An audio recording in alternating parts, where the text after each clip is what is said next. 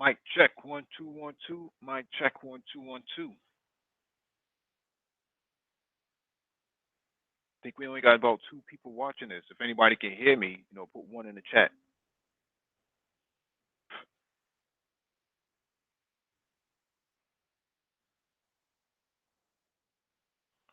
All right. Welcome back to the Black Brain Trust. This is episode 255, Black Business Intelligence.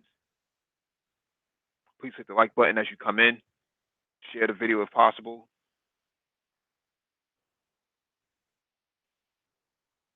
Should be the link is in the docket in the description beneath the video.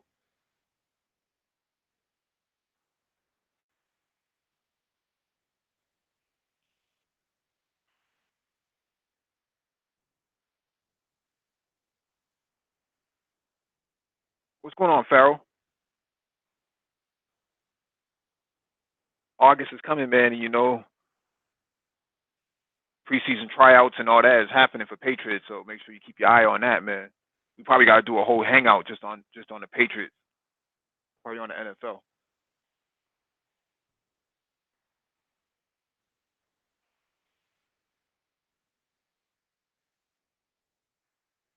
You should have been on last night, man, for the economics trucking hangout, man. That we had Man of Tomorrow spit some serious game about the trucking industry. Thought you might have been down with that, but we didn't see you around. So,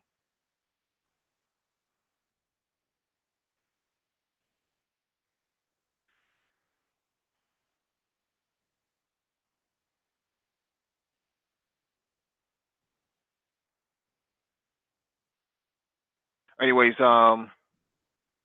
today's hangout is Black Business Intelligence, Black Women in the Age of Automation. So I came across an article the other day. Been wanting to put this on. I haven't had enough time to really schedule a hangout for this.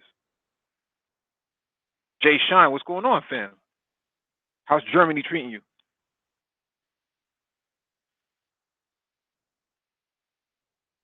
What's going on, Sean Perry?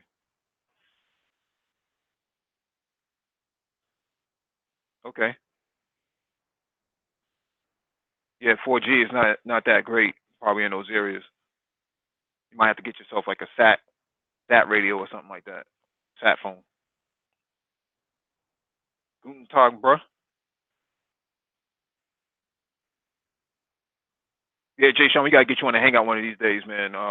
Probably tonight if we do an open chat if you're around. I know you're a few hours ahead of us, so our nighttime is your morning time. So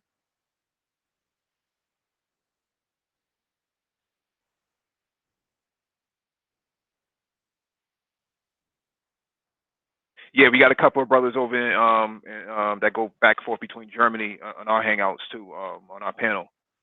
Um, Paul Bryant and somebody else. So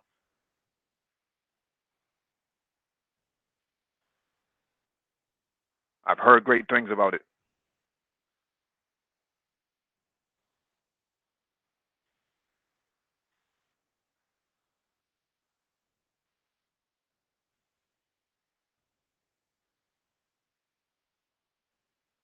We got 15 people watching, only 7 likes. Please hit the like button if you're not going to participate in the chat. We greatly appreciate that. I always find it interesting that we'll have like 80 people watching and only half of the people actually like the video, but they're there listening. So um, it's not like yeah, it's not like we go in on people. We don't cook people on this channel. We don't do things like that. It'll probably be like 9:30 tonight, Jay Sean. It'll probably be like 9:30 tonight. We're having a heat wave right now, so a lot of people trying to get outside and actually enjoy whatever's left out there. So, all right, let me get started with this article.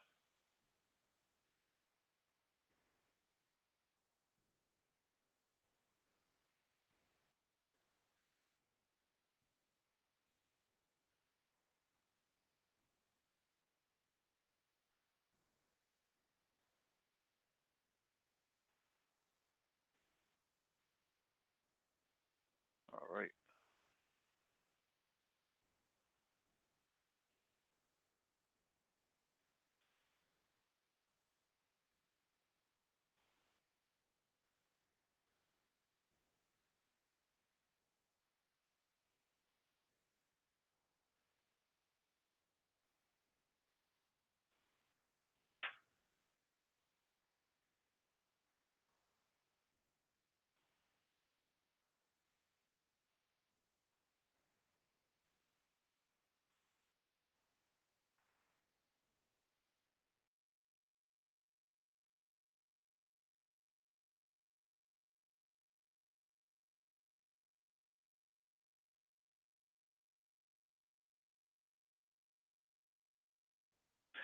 All right, this one is from McKinsey.com.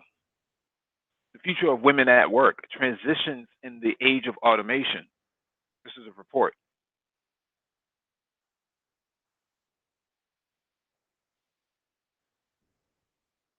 Concerted and creative new solutions are needed to enable women to seize new opportunities in the automation age.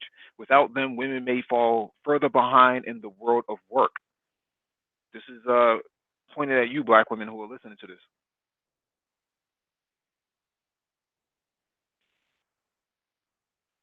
The age of automation and on the near horizon, artificial intelligence technologies offer new job opportunities and avenues for economic advancement. But women face new challenges overlaid on long established ones.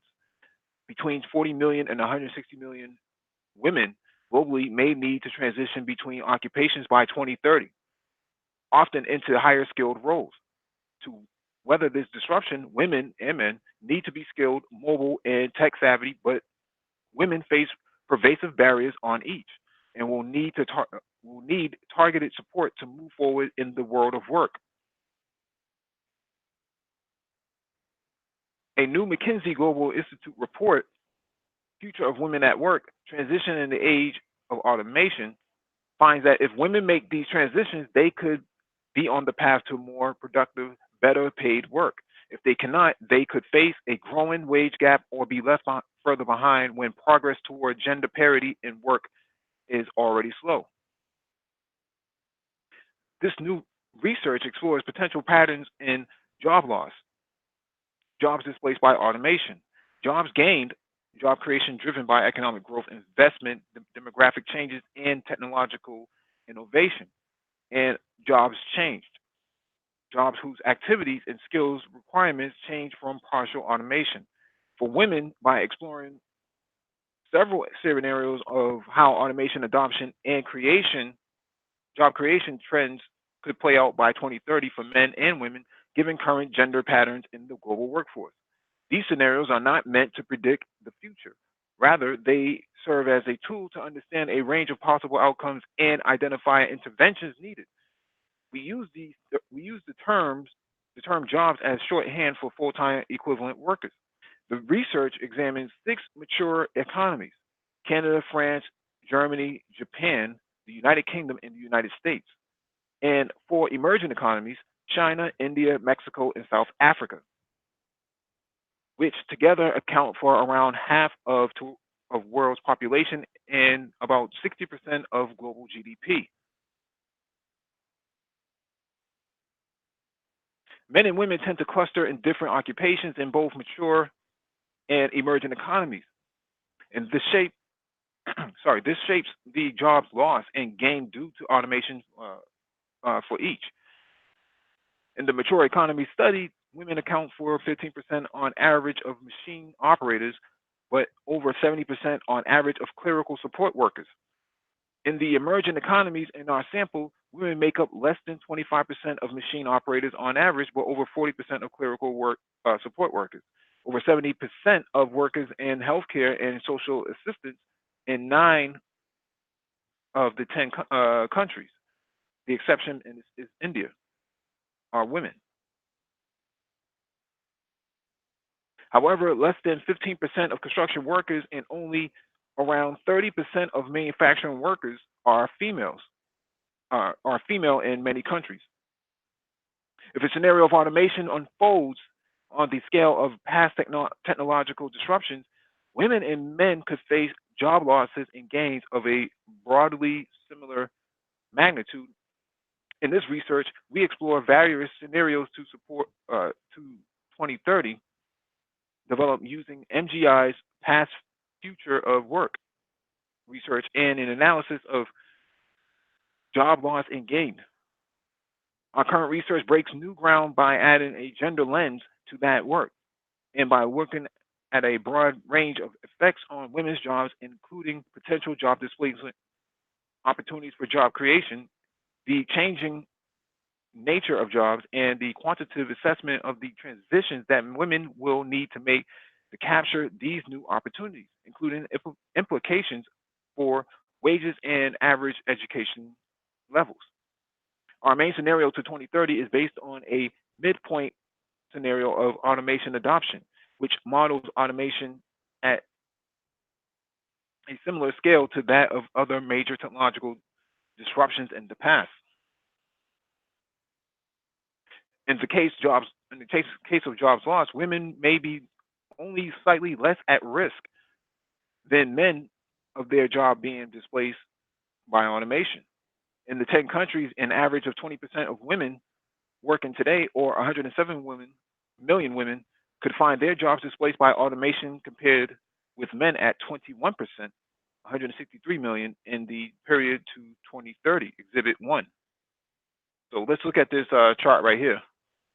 Women in most countries may be slightly less at risk of being displaced by automation than men. So in China, women are at higher risk than any other country.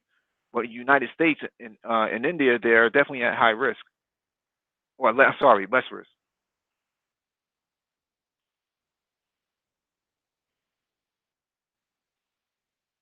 Women's job at women's jobs at risk of being displaced by automation by 2030. Percentage of female employment 2017. So just about every other country listed, except for India, with the exception of India, has a high rate of percentage of automation replacing those jobs for women. So we talked about this on previous hangouts. What automation, the impact of automation on ADOS, right, American descendants of slaves, because there is a certain level where ADOS people tend to work, right? As a demographic, they tend to work in the sort of below managerial, above, slightly above entry level, in the intermediate areas where they're at the cusp of automation. We got 25 people watching and only 15 likes. Please hit the like button.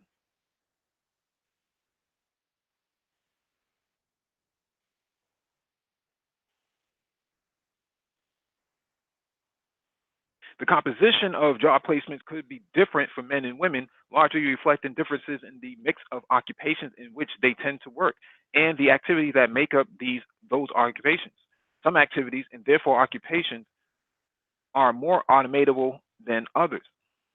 For instance, both routine physical tasks and routine cognitive work are highly automatable, but those requiring more complex cognitive and social emotional skills are less so. Men predominant in physical roles such as machine operators and craft workers. Therefore, nearly 40% of jobs held by men that could be displaced by automation in our 2030 scenario are in these categories. Conversely, women in predominant women predominant in many occupations with high automation potential due to routine cognitive work such as clerical support and or service worker roles. These occupations account for 52% of potential female job displacements. So we're talking about over half of the women will have their jobs replaced by the time Trump leaves office. Just think about that. There are differences among countries too. In mature economies, men tend to lose machine operated jobs while women could tend to lose clerical and service worker jobs. In emerging economies, there is a visible trend of jobs being displaced in agriculture related occupations in our scenario. Even here, however, patterns vary among emerging economies. For instance, agricultural work is one of the three top occupational groups driving job displacement for men. In Mexico, but is not in the top three for women. However, in India, where so many women work in subsistence agriculture, losses in this occupational category could account for 28% of jobs lost by women compared with 16% of jobs lost by men.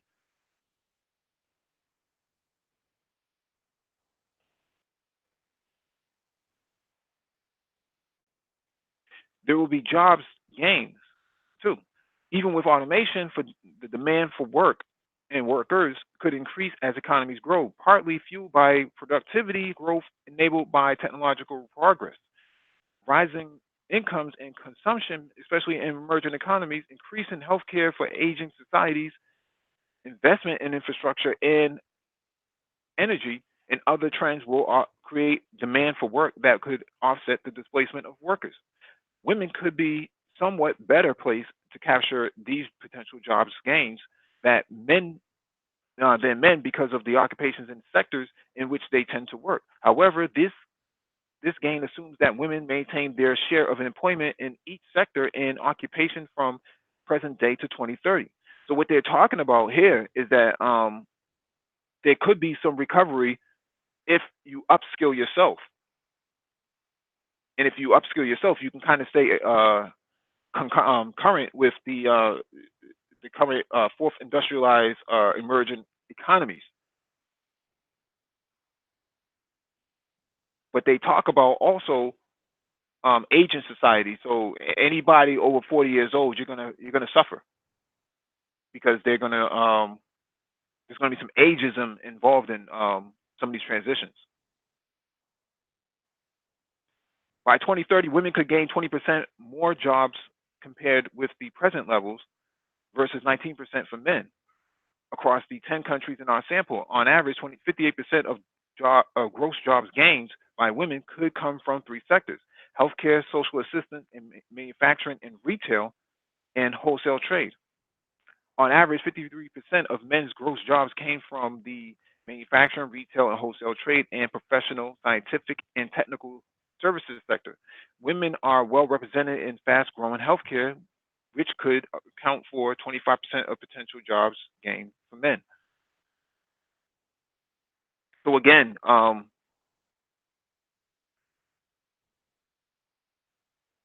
how this affects ADOS is that you could gain if you do upskill, which is what I said previously. But this is going to have massive ramifications on people who are women who claim ADOS. I want to make that clear. In many countries, women could gain jobs at a slightly higher rate than men, assuming their current shares of sectors and occupations hold. So jobs gained by 2030 by women, right? Full-time equivalent. So FTE, LTE, limited time equivalent. So we see here that India is very close, is the closest behind China in terms of female job occupational gains by 2030 due to transitions into the fourth industrialized emerging economies.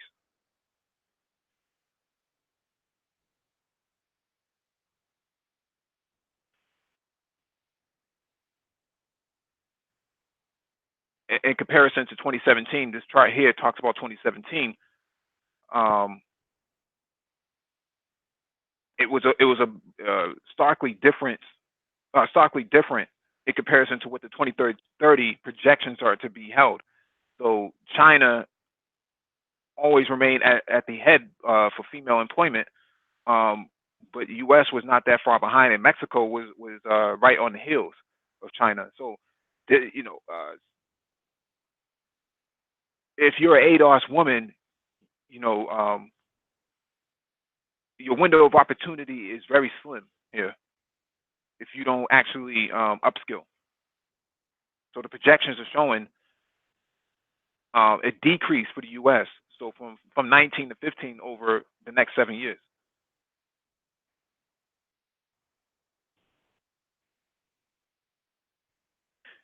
In our scenario to 2030, in the 10 countries analyzed, over 150 million net jobs, factoring in both jobs displacement and job creation, could be added within existing occupations and sectors, the vast majority of which will be in emerging economies. Mature economies could experience minimal net job growth or even a net decline as any jobs in as any gains in employment in existing sectors and occupations are counteracted by increasing automation. Across the 10 economies, 42% of net jobs gained, 64 million jobs, could go to women, and 58%, 87 million jobs could go to men if the current employment trends in occupation and sectors hold. In mature economies, net job growth, taking into account jobs lost and jobs gained, could be concentrated in only two sectors: professional and scientific and technical services, and healthcare. Today, women are well represented in the second, but underrepresented in the first in many countries. In Canada, Japan, the United Kingdom, and the United States, women have lower representation in the professional, scientific, and technical services sector compared with their average share in the economy.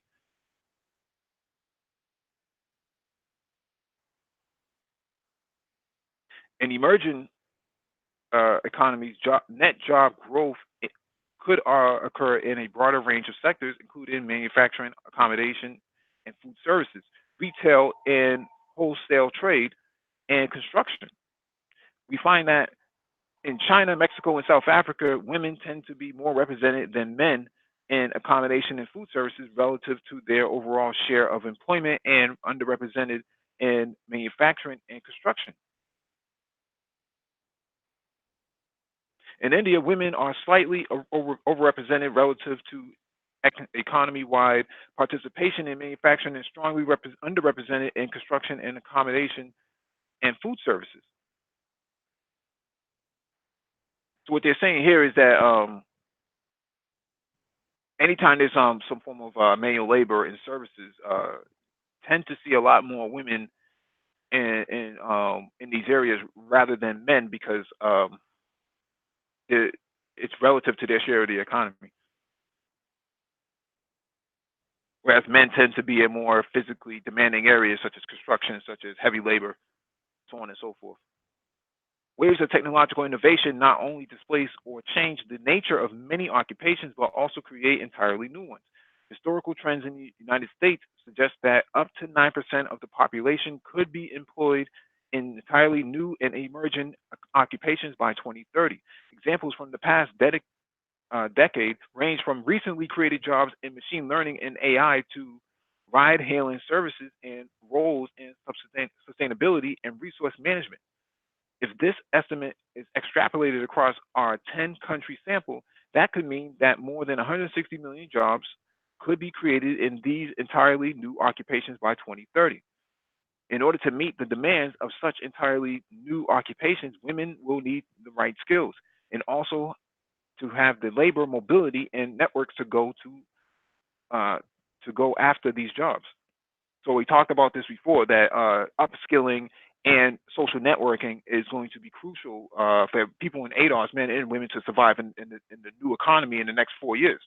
Most of those jobs that black people are working now, or ADOS are working now, will in fact be impacted by automation, artificial intelligence, and machine learning. You may not be 100% replaced, but you will be impacted by some of the steps being taken away from you.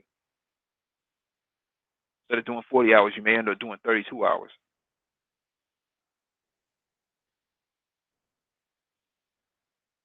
Even if women remain in their current jobs, the ways in which they work are likely to change as workplaces increasingly adopt new technology, and some of the component activities within women's occupations are automated, creating partial automation of their work.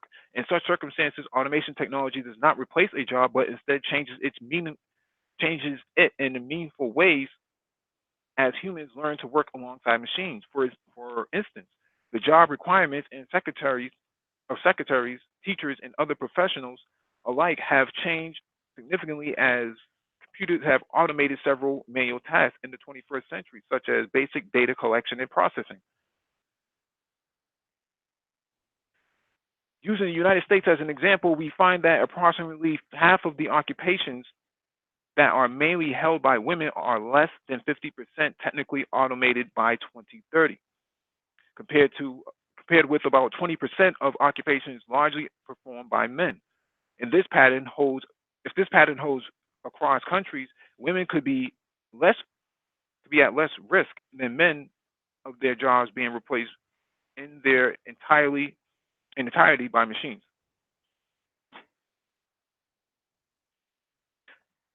As partial automation becomes more common in other technologies, including digital platforms that enable independent work, for instance, become more prominent, women's working lives could change in three ways. As machines increasingly handle routine physical and cognitive tasks, women could spend more time managing people, applying expertise, and interacting with stakeholders.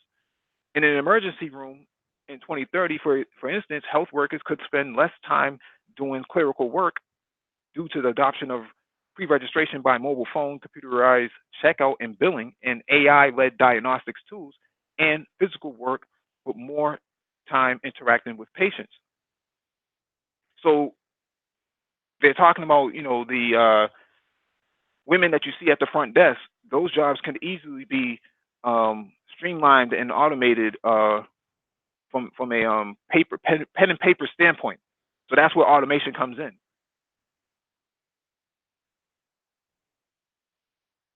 Certain skills become more important. By 2030, jobs in Europe and the United States could require up to 55% more time using technical skills and 24% more hours using social and emotional skills. Time spent using physical and manual skills and basic cognitive skills could decrease as those activities are automated. So we talked about this several times before. Black Gnostics has talked about this. We have talked about this. Those repetitive tasks that you see some ADOS women do as a daily operation could very well be automated and will be automated in the next 7 years. So when we talk about AI, artificial intelligence, machine learning, automation, fourth industrialized emerging trends, these are the things that are going to have severe impact on the ADOS community, the Black community, as you want to call it. You may not be able to recover from that because if you don't upskill yourself, you will find yourself behind, especially those who are approaching 40 and over 40.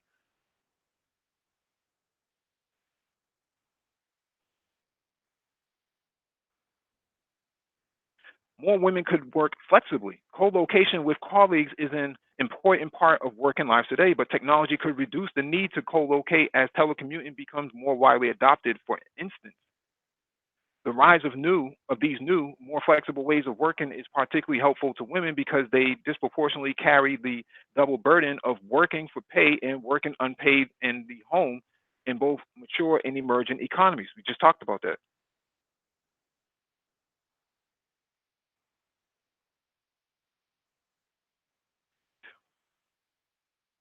Worldwide, 40 million to 160 million women, 7 to 24% of those currently employed may need to transition across occupations to ensure that they are positioned for shifts in labor demand.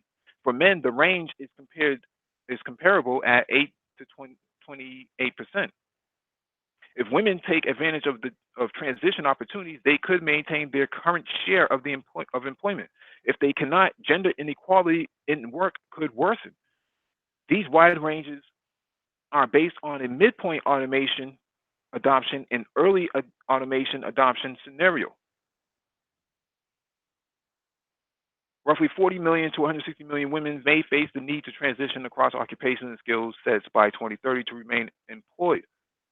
So what we're looking at here is midpoint automation scenario and early automation scenario. So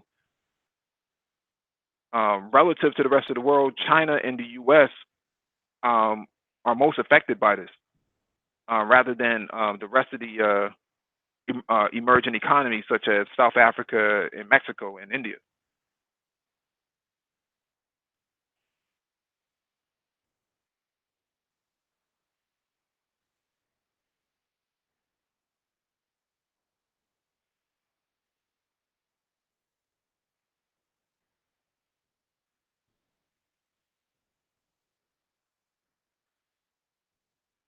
My page just locked up, man.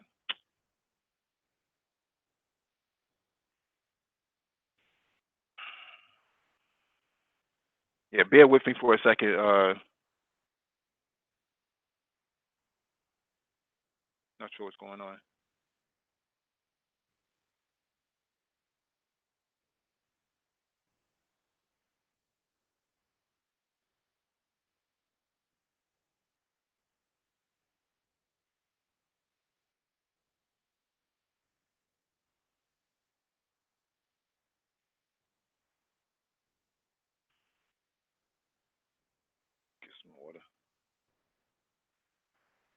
take a look at the chat, see what's going on in here. Richard Dixon, what's going on? Reigning Woman, how are you? Good afternoon. Art Newstraw, what's going on, bro? BGS, what's going on?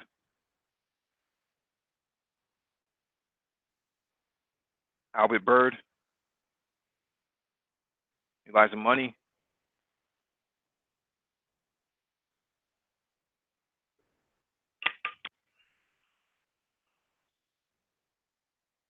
Hmm,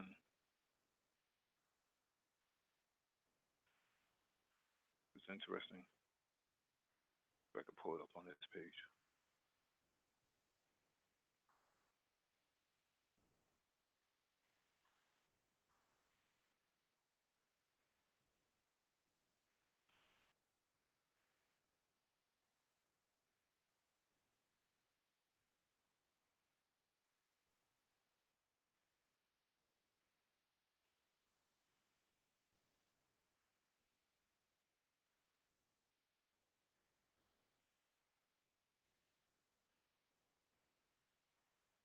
Yeah, Pharaoh. The rise of homelessness will begin. I may not be able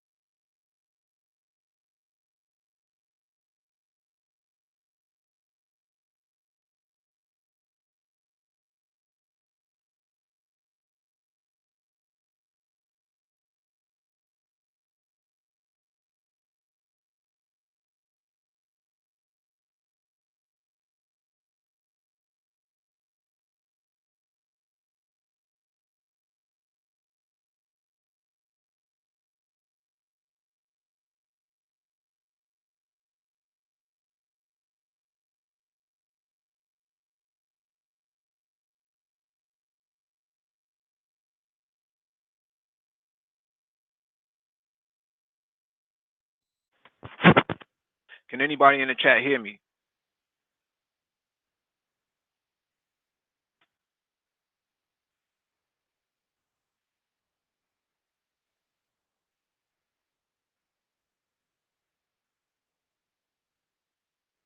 All right. Let me finish this article real quick. I'm not sure what's going on with Hangouts.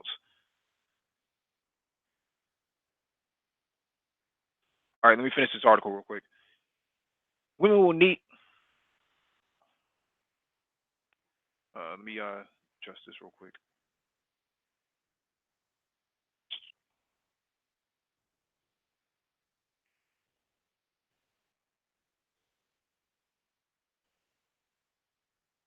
This is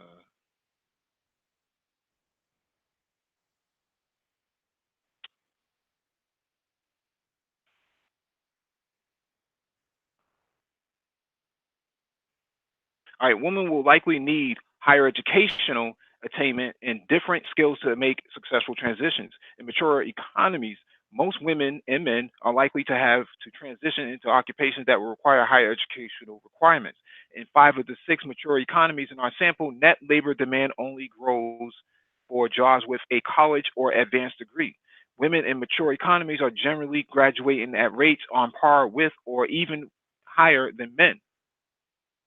This should position them well for the jobs that will be most in demand, but it remains important that they match their skills as closely as possible where the opportunities will be. So ADOS women, black women, tend to have the highest graduation or highest college enrollment and graduation rates than any other group of women in this country per capita. So this actually works to the advantage of those black women who are going into college. However, those who did not go to college will suffer greatly. In 5 of the 6 mature economies in our sample, net labor demand only grows for jobs with a college or advanced degree. The sample applies. The same sample applies to women in the workforce today that will need to reskill to enter the jobs of the future. In 3 of the 4 emergent economies in our sample, China, India, and Mexico, net labor demand could rise strongly for occupations requiring a secondary education for both men and women. This could pose a challenge to women in some emerging economies where female education rates continue to lag behind men. In India, particular, low-skilled women in their agriculture sector could face a significant need to reskill as labor demand declines for jobs requiring less than a secondary education. Additionally, the adoption of automation technologies in the areas where jobs are created could drive a stronger growth in demand for higher paid jobs. The situation carries both opportunity and risk for women. If they manage to transition between occupations and retrain themselves to meet demand for jobs that are higher paying and associated with different skills, they could be looking at a future of more productive and more lucrative employment. So again, upskilling is going to be crucial going in.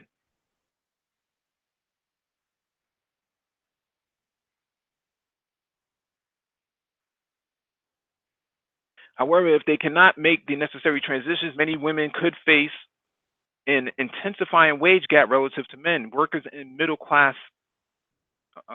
wage jobs in mature economies could be the most vulnerable to job displacement. Male workers more so in many countries than women in the short term. A potential glut of workers in lower wage jobs, including men displaced from manufacturing, could put downward pressure on wages. Over the longer term, some women could have the labor market entirely as the economic costs associated with being in the labor force rise. Gen- Gender wage disparity is a feature of both mature and emerging economies. Currently, more women tend to be employed in higher paying occupations compared with uh, women. In mature economies, for example, 5% of women are in the highest paying occupation category, legislator, senior official, and manager, compared with 8% of men. At the same time, a higher percentage of employed women work in the two lowest paying occupational categories: elementary occupations and clerical support work. Again, clerical support work. Where do you see a lot of ADOS women, a lot of black women? Post offices, front desk jobs, concierge jobs, healthcare at the front desk where they take on patients, patient check-in. These are areas where automation is going to come through in the next 4 to 5 years and sweep those jobs off of the right from under the feet of those ADOS women. So upskilling, more education, more specializing in certain areas is going to be very prominent um, for those women. Looking ahead to 2030, our scenario suggests that gender wage disparity may lessen slightly in certain mature economies if women are able to gain the necessary skills and successfully navigate the occupational transitions discussed. Women could make inroads in the relatively high paying professional and associate professional occupation category. For example, 38% of women in mature economies could be in this group by 2030, compared with 34% in 2017. So a 4% difference between 2030 and 2017, but there's more to the story. The bulk of women's job losses could occur in relatively low paying occupational categories such as clerical services. Mentioned that before. For example, 14% of women in mature economies could be in this group by 2030, and a decline from 17% in 2017. However, it is important to note that men could still outnumber women in the highest paying occupational category: legislators, senior officials, and managers. In our scenario, 9% of women in mature economies could be employed in these high paying leadership roles, compared with only 6% of employed women. Emerging economies see a similar story, with women and men facing an imperative to transition away from lower wage occupations like agriculture into higher wage occupations such as professional roles. I don't know too many black women or ADOS women in agriculture outside of maybe growing shea butter, but it's interesting to note. So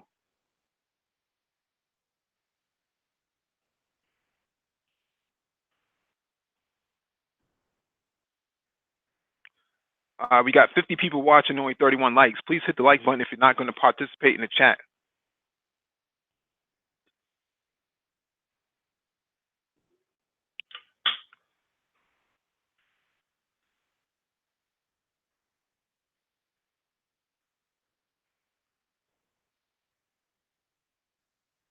Women and men face a period of disruption and change. It will be vital for both to develop: one, the skills that will be in demand; two, the flexibility and mobility needed to negotiate labor market transitions successfully; and three, the access to a knowledge of technology necessary to work with automated systems, including participating in its creation. I talked about this before. Black people, ADOS people, are always consumers of the technology, but never the drivers of the technology. I've been saying that since, or we've been saying that since the beginning of our Hangouts back in 2018. So this article, this report is actually pointing to everything that I've been saying before. Unfortunately, women often face long established and pervasive structural and societal barriers that could hinder them in all three of these areas, and has made progress toward gender equality and work slow. Gender equality and work slow, sorry. The good news is that the forces of technology and innovation that characterize the automation age can also pave the way for more gender equality in the workforce.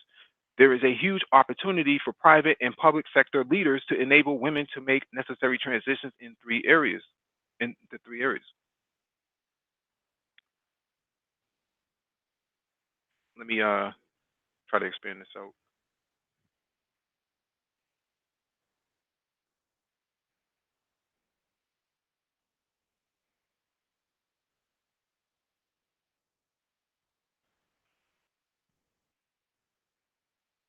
Government, industry, and NGO leaders will all play a role in supporting job transition for women.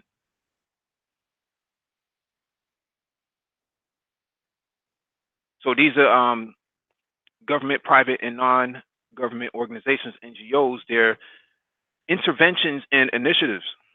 So invest in training and reskilling.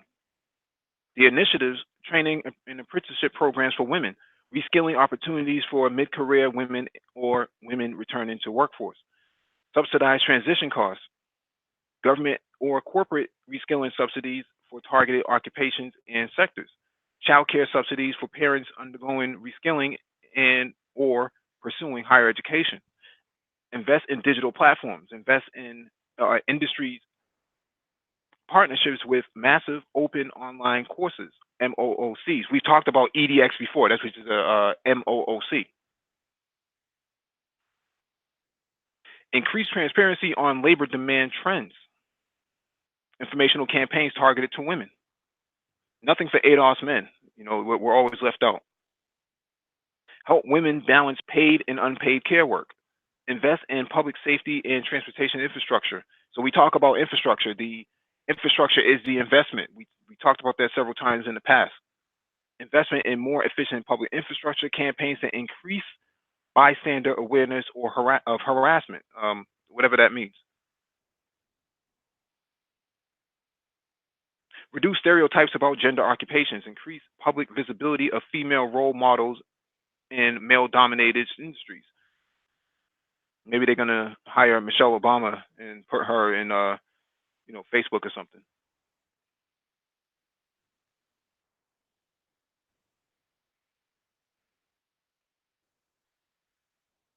Create pathways for women in STEM. Partnerships to increase exposure to STEM opportunities for girls and women for primary school to university. Again, they have Black Girls Code. That was a part of this whole entire initiative and intervention.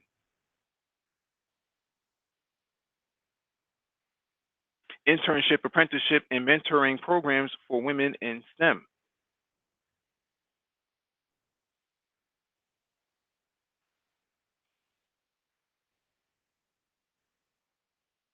Women in mature economies are generally graduating at rates on par or with or higher than men. According to the World Economic Forum, across developed economies, more women than men graduate at least a secondary degree. However, they still need to match their skills as closely as possible to where the job opportunities will be. There is some concern that women not acquiring skills needed for high growth fields such as professional, scientific, and technical services. In emerging economies, education of girls and women has improved uh, markedly in recent years, suggesting that women should be better positioned now than in the past to take advantage of shifts in labor demand. However, there are still large gender gaps in education, and even more so in the skills that women will need. In lower middle income countries such as India, where more than 60% of employed women are in agriculture, tend to have a narrow set of skills that may be hard to adapt. Transitioning into new occupations and sectors is likely to be highly challenging. More than ever, women need to embrace lifelong learning from school to employment and throughout their working lives. So again, where do you see a lot of ADOS women, a lot of Black women? You tend to see them in very soft skill, um, post-secondary, higher education areas, right? Criminal justice, gender studies, things that are not involved in the fourth industrialized emerging economies and technologies. They're just not present in those areas. Very few. I think the percentage is something like 1.2% or 1.3% of Black women actually enroll in these areas, whereas Black men have a higher percentage, but still have a lower percentage overall of post-secondary education. To address these needs, the private sector can invest more in training and reskilling the employees within their organizations or in partnership with academic or other institutions. Increasingly, mid-career workers will need to refresh or develop new skills. One study found that in 2018, 54% of employers were providing additional training and development opportunities to their existing workforce in order to fill skills gaps, compared to only 24 to 20% in 2014. Public and private investment, digital learning platforms would open up another avenue for women. Governments can weigh in by providing women with subsidies for undertaking training. So again, we talked about EDX um, ad nauseum on here, and how you can actually get a degree for relatively cheap money from these areas, or a certificate. Are we getting to the end? Labor mobility and flexibility help women and men move across employers, occupations, sectors, and geographies as needed in order to respond to the needs of an evolving labor market. However, women tend to face more structural challenges here than men. Women are less mobile and flexible because they spend so much more time than men on unpaid care work, more than 1.1 trillion hours a year compared with less than 400 billion hours for men. Technological change in itself should help to make women's working lives more flexible by enabling teleworking, for instance. Nevertheless, a range of flexible work options are even important for women because many more of them take on paid and unpaid work. Governments can help by subsidizing maternity and parental leave and childcare. More companies can provide flexible options, yet one 2018 survey of employers found that 23% of employers were offering flexible or remote working options. In some cases, women face legal barriers to working, at least in some sectors, which limits their mobility between them. In 155 of 173 economies, at least one gender based legal restriction exists on women's employment and entrepreneurship.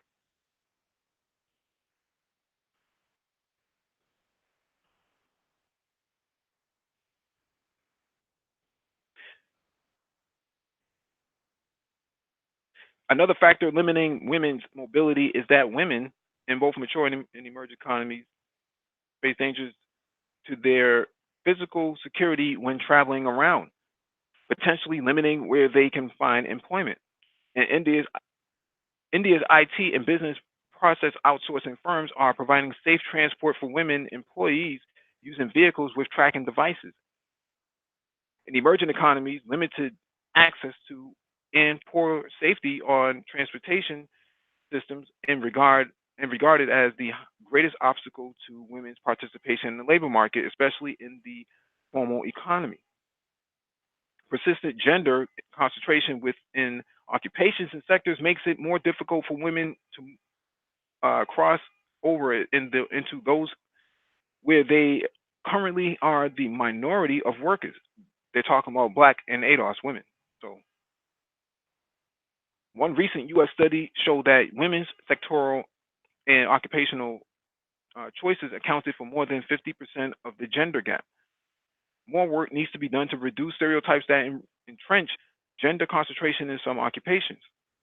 Women may need Women and men may need financial support as they transition into new occupations or sectors, including unemployment benefits and insurance.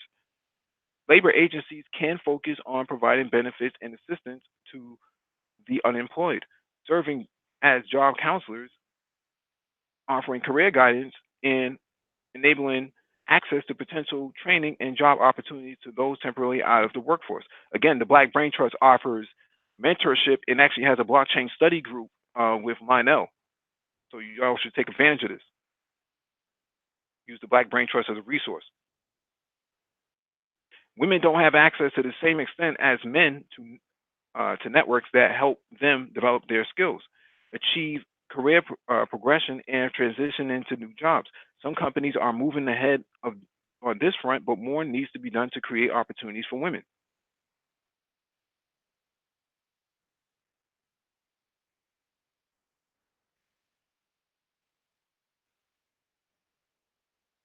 Women need to be more engaged in technology, more access, more skills, and more participation in creation to thrive.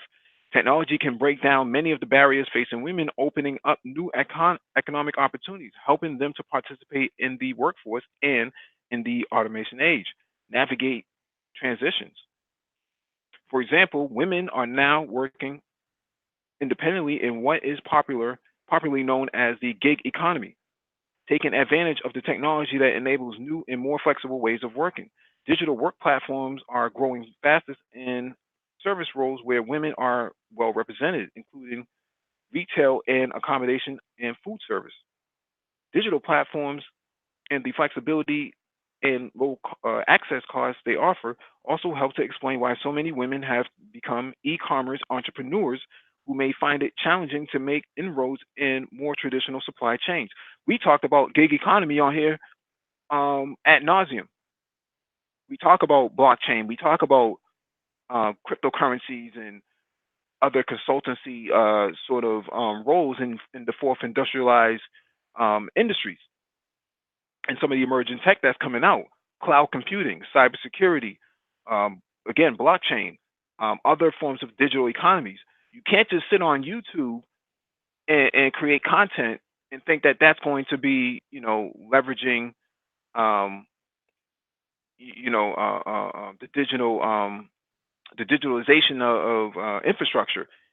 There has to be more behind it, more meat behind it, because what's going to happen is demonetization could actually become a obstacle for you to continue earning a living. They can demonetize you at any point. So you want to make sure that you're um, leveraging all forms of digital infrastructure that's available for something more meaningful.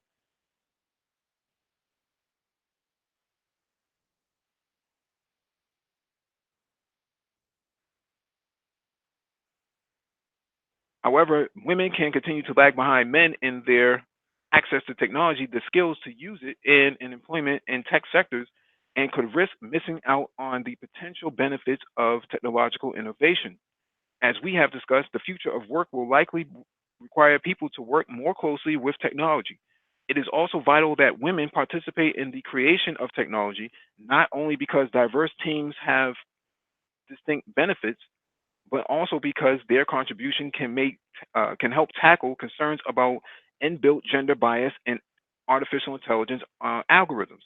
We talked about this before. Black people, ADOS, are consumers of technology, but never the drivers of the technology.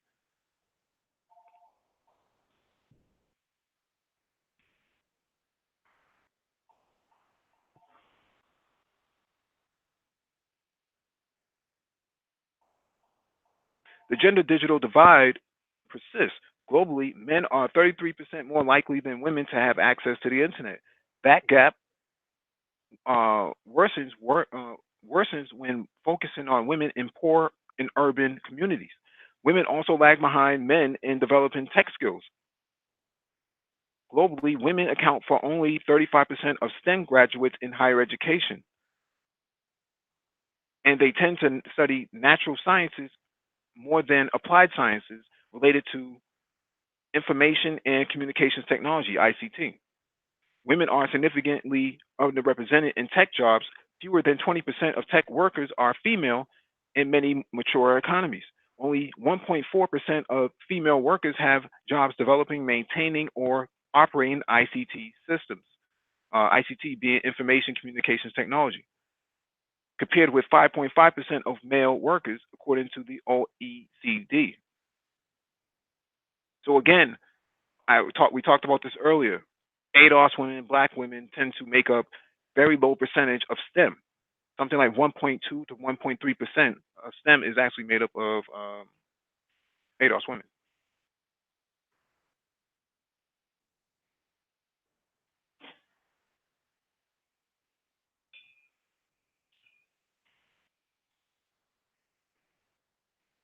A number of interventions are needed to address these challenges. First, there is a need to create pathways for women in STEM fields. Nonprofits from Afghanistan to the United States are focused on developing girls' coding skills. Companies in STEM fields can invest in and partner with nonprofits and colleges to develop a broader pipeline of women going into tech fields and offer internships. They have black girls who code, right? So that's one of the initiatives. Women's access to basic enabling technology, notably internet and mobile technologies, need to expand alongside a stepping up of development of their digital skills. barriers to women working in the gig economy, including worries about lack of digital and internet skills and physical safety, need to be addressed, as does the lack of social protection for such workers that may expose women to income insecurity.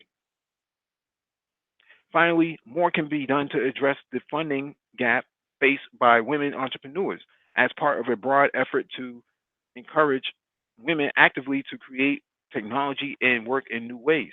Consider that in 2018, all male founding teams receiving 85% of total venture capital investment in the United States, while all women teams receive just 2%, and gender neutral teams just 13%. So that's the article. Um,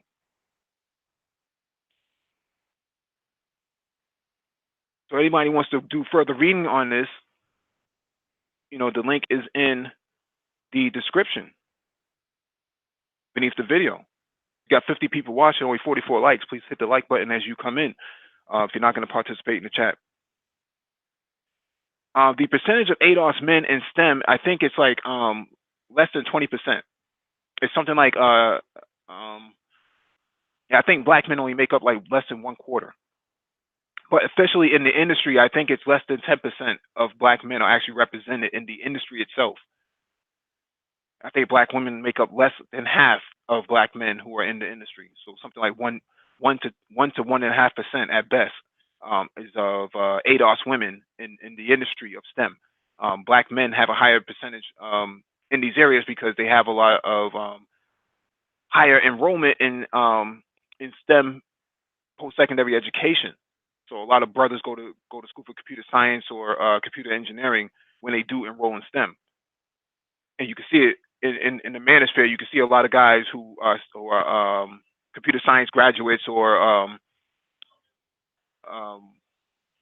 IT backgrounds.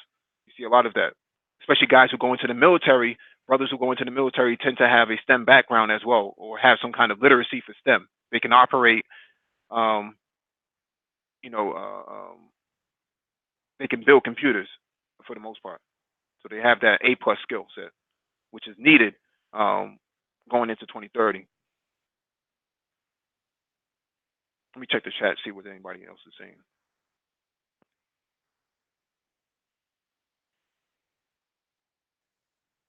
Yeah, Black Guru strikes. Actually, Black Guru, let me send you a link. I think it'd be good to have you on the panel.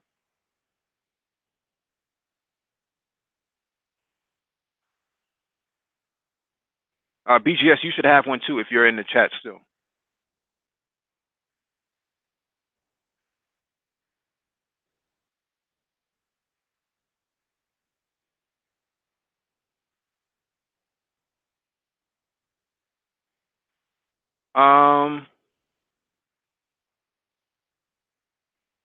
Miss Living, welcome. Miss Living asks, what about transitioning career millennial women? Where do we start or transform our skills? That's an interesting question because that's really dependent upon your background and your current skill set.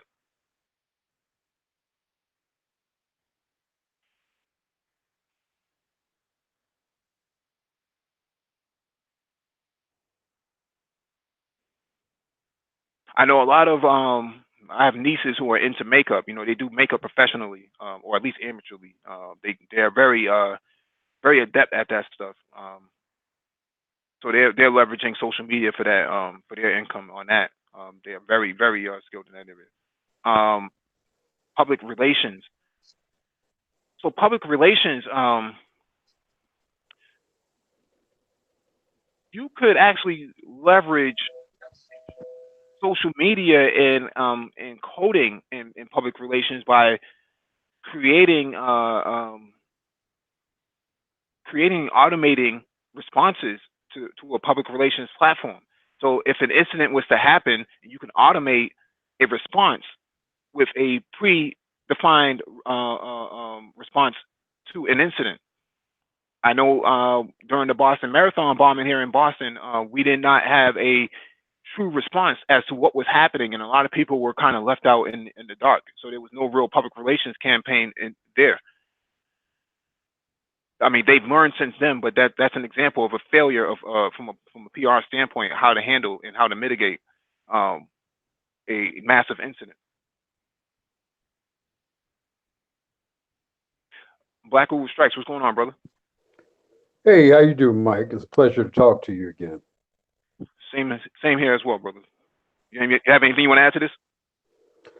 Well, I was saying it in the chat. You know, I think we underestimate what's required to prepare to compete in many, if not most, of the STEM fields. I think the preparation for being able to do so usually requires that you start fairly early in Mm-hmm. life. You know, you get on certain tracks, particularly with respect to your development in mathematics, certain science fields as well. So depending on which direction you may go, I mean, if you're going to go particularly into some of your more physical sciences in particular, those tend to be fairly high, require high preparation in some of your higher math uh, fields or stages. So, you know, we don't really have, in most, certainly in most of our public schools, any sort of preparation that really allows most of us to be able to compete with our white, Asian, Indian peers. So, although we may move into some areas of STEM, maybe at those more highly competitive areas, particularly those that require development and push the envelope with respect to the development, the creation and development of technology, we tend to be a little less prepared. Mm-hmm. Yeah, I think a lot of this stuff has to do with, like you said, early intervention. This has to happen at the grade level.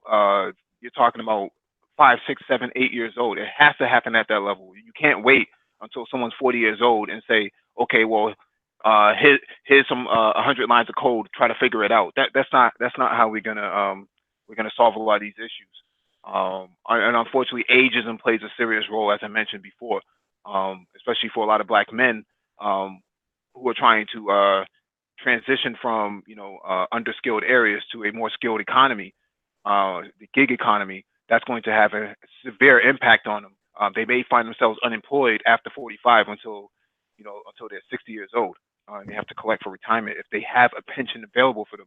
For black women, for ADOS women, this may be a little bit more. There may be a little bit more flexibility because they can kind of get into gig economy. I know a lot of black women who do I life coaching and um other hustles and things like that. So other gigs that they kind of take on, um Lyft, Uber, things of that nature. They never just have one sort of income. They always have additional streams of income that they try to do. I know one black woman Yeah, right and now. it's much easier for them to get the assistance of Right, government and of right, men, frankly. right. Right. There's a whole lot of that, man. Comcast, Verizon has subsidized internet for them as well.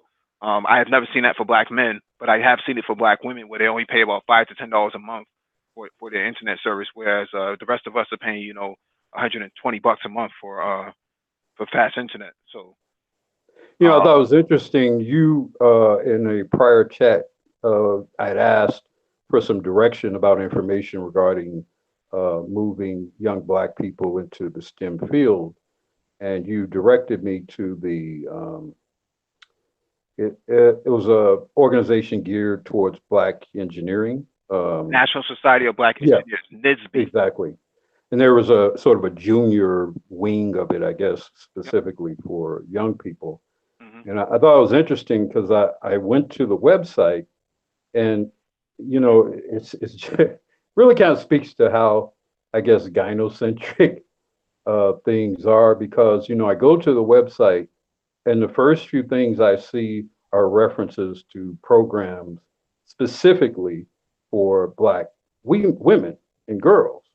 And Hmm. I see videos on there and the predominant gender of the people featured in those videos are women and girls. So, even excuse me, even an organization that's specifically supposed to help, presumably, Black people overall, definitely had a decided female uh, direction in which it appeared to emphasize in the program. Now, of course, I have not spent a great deal of time investigating in detail the programming of that organization. So perhaps and hopefully it's more balanced than the initial impression I got. You would think. I've talked about this many times before. I'm a member of NISB myself, and I've done mentorship with them in the PCI pre-college initiative. The problem with NISB, and many other organizations, but NISB in particular, is that there is this projection of that Black women are victims. They're just victims, but we don't really know what they're victims of. Somehow, some way that it has to be tied in with Black male, Black men existence. Subjugation. Well, just that, just the that existence, right? Just the existence of Black males are harmful to Black females. So there's a necessity to drive support for Black females, even if there's no data to support what they're talking about. And I raised this point last year, and people kind of, the men understood where I was coming from, but the women don't like when you talk like that. They have this sort of idea and perspective in their head that Black men are taking jobs away from Black females, so therefore we have to create more programs to advance Black females. And then what happens here is the Economic Policy Institute. Shout out to Black Nasser Speak, because he did a whole entire video on this last year. Black men are the most disenfranchised group. Black males are the most disenfranchised group in this country, and yet the story that is being told, the narrative that is being controlled, is that Black females are suffering because of an illusionary Black male that is taking the job away from them or taking the opportunity away from them, and that's not the case. And one of the reasons why I wanted to bring up this article is because Black women are going to be impacted by these industries. Black women make 60 cents on a dollar to every 85 cents on a dollar that a white woman makes. So it's not Black men that are really the hurdle for Black females. It's really a liberal form of a very liberal racism that is pervasive and almost benign in its maneuvering, rather than this sort of Black male boogeyman that's hanging around the corner or hanging under the bed or hiding underneath the bed of Black females. And as long as they can drive that narrative that Black females are suffering because of quote unquote Black male existence, then they can keep pushing that narrative. And when I pointed this out, that there's no data supporting this idea that Black females are suffering under the existence of Black males, they get very angry about this. I've never seen anybody really, challenge, this sort of perspective that is being put out there. And so what happens with NISB is that NISB has a difficult time enrolling more Black men, because we're leaving those men behind, because we're not creating a pathway for Black men to be a part of these roundtable discussions and these advancements. We're creating a lot of opportunities for Black females, but not so much for Black males, unless we're talking about LGBTQ, the alphabet mafia. But I'm just saying that, let's take an electrician, for example. An electrician, someone who's a journeyman or a master electrician, should be a part of NISB because he's in STEM. He's in the engineering aspect of it. And electricians are not just wiring up, houses and stuff like that. They're working on low voltage cabling for networking. Fiber optics and what do you call that? 5E category 5E cabling in some of these institutions. They should be a part of NISB, but they're not being included in NISB. And so some of the things I have brought up for my region is that we have to put more emphasis behind getting more black men involved in these areas, and we need to create more short run certificate programs and so on and so forth that can actually enable more black men to be a part of these discussions in these emerging economies. But I think that there's a resistance at this point of having black male intellectualism at the table, because it tends to trigger people who are not very accustomed to hearing black men speak, as we do on the Black Brain Trust, right? They're not really accustomed to that, so they tend to, you know, be very turned off by just your existence of speaking. The fact that you're literate causes a problem. Go ahead. Well, over the last 25 years or so, I've had either full or partial business interests in the assortment of businesses, Hmm. uh, certain merchandising businesses, beauty and hair care kinds of businesses. I've also been involved uh, directly. My background, my initial background is that of accounting. And so I've worked as a business consultant, assisting Black businesses, particularly with respect to the accounting and financing, Hmm. and to a lesser degree, maybe investment opportunities. And I would say that probably over 80% of all of the employees I had, combination of employees, temporary business partners, associates, have all been Black female. And I think if you look at many other Black businessmen who are involved to some degree in the business community or Black business community, Hmm. uh, very often most of the people who benefit from their particular skills, their particular investment of resources, and hiring, Hmm. Black men tend to very often hire, promote, and invest in Black women. So the notion that Black men would somehow be actively involved in sabotaging or contradicting the involvement of Black women in STEM or any other industry for that matter is just wholly ahistorical. There just is no actual history of our doing that in any meaningful level or degree. Hmm. So, I often wonder, I mean, I tend to try to not be a cynic about what I believe the motives are of people. And there's a lot of obviously language in the Black manosphere regarding, what the motives of Black women really are and what the real history of Black women really are. But, I've been married, I've raised a couple of daughters into adulthood. So, I'm somewhat hesitant to imply the degree of cynicism Hmm. about Black women that other, again, other Black people, other Black men in the Black manosphere are inclined to apply.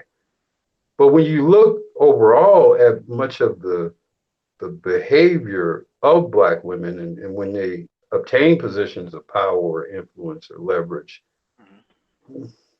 I too seldom see them actually attempting to bolster the particular interests of Black men and especially the interests of Black boys. They Hmm. they appear to actually cluster to attempt to do quite the contrary. I hope I'm wrong. I hope a study would prove that I am in error, but frankly, that is what I have witnessed. Yeah, yeah, I think you might be onto something. Um, I just want to respond to the chat. We're getting thumbs downs for this video for this live stream for whatever reason. Not sure why anybody would thumbs down this. It's very benevolent, if anything. Uh, Roger's motive says if 10% of black men are in STEM versus 1.4% of black women, doesn't it make sense they would push programs for black women? It's not so much that 10% of black men are in STEM. I'm saying the college attrition rate for those men um, is higher than black females, because there's a higher enrollment for those type of males. Now the industry itself is different than the college enrollment, right? So black men make up less than 3% of the industry, if I remember correctly, or less than 5%. Black females do too. They make up less than 5%. I think something anywhere between 1 to 3% of the industry is made up of black females, and I think black men make up the rest of the percentage here. What I'm saying here is that it makes sense why a black man would be involved in STEM at that level because there's various areas where black men can actually contribute, right? So let's take a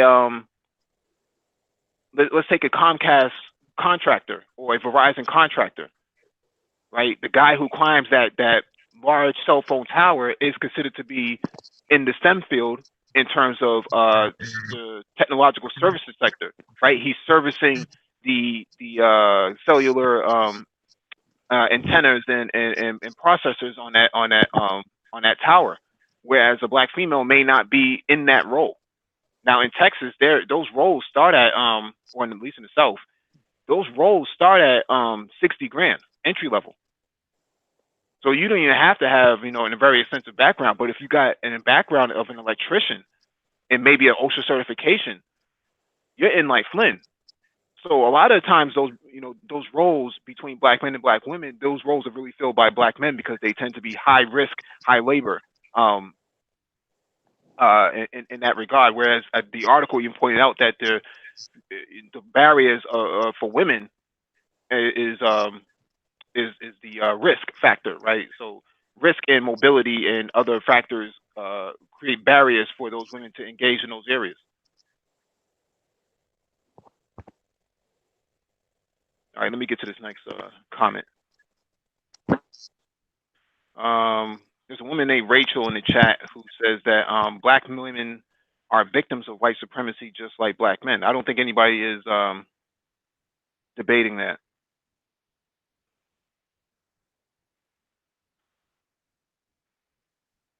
But they're not the direct target of the warfare. The warfare is a masculine enterprise, so that means it's aimed at tackling black male existence.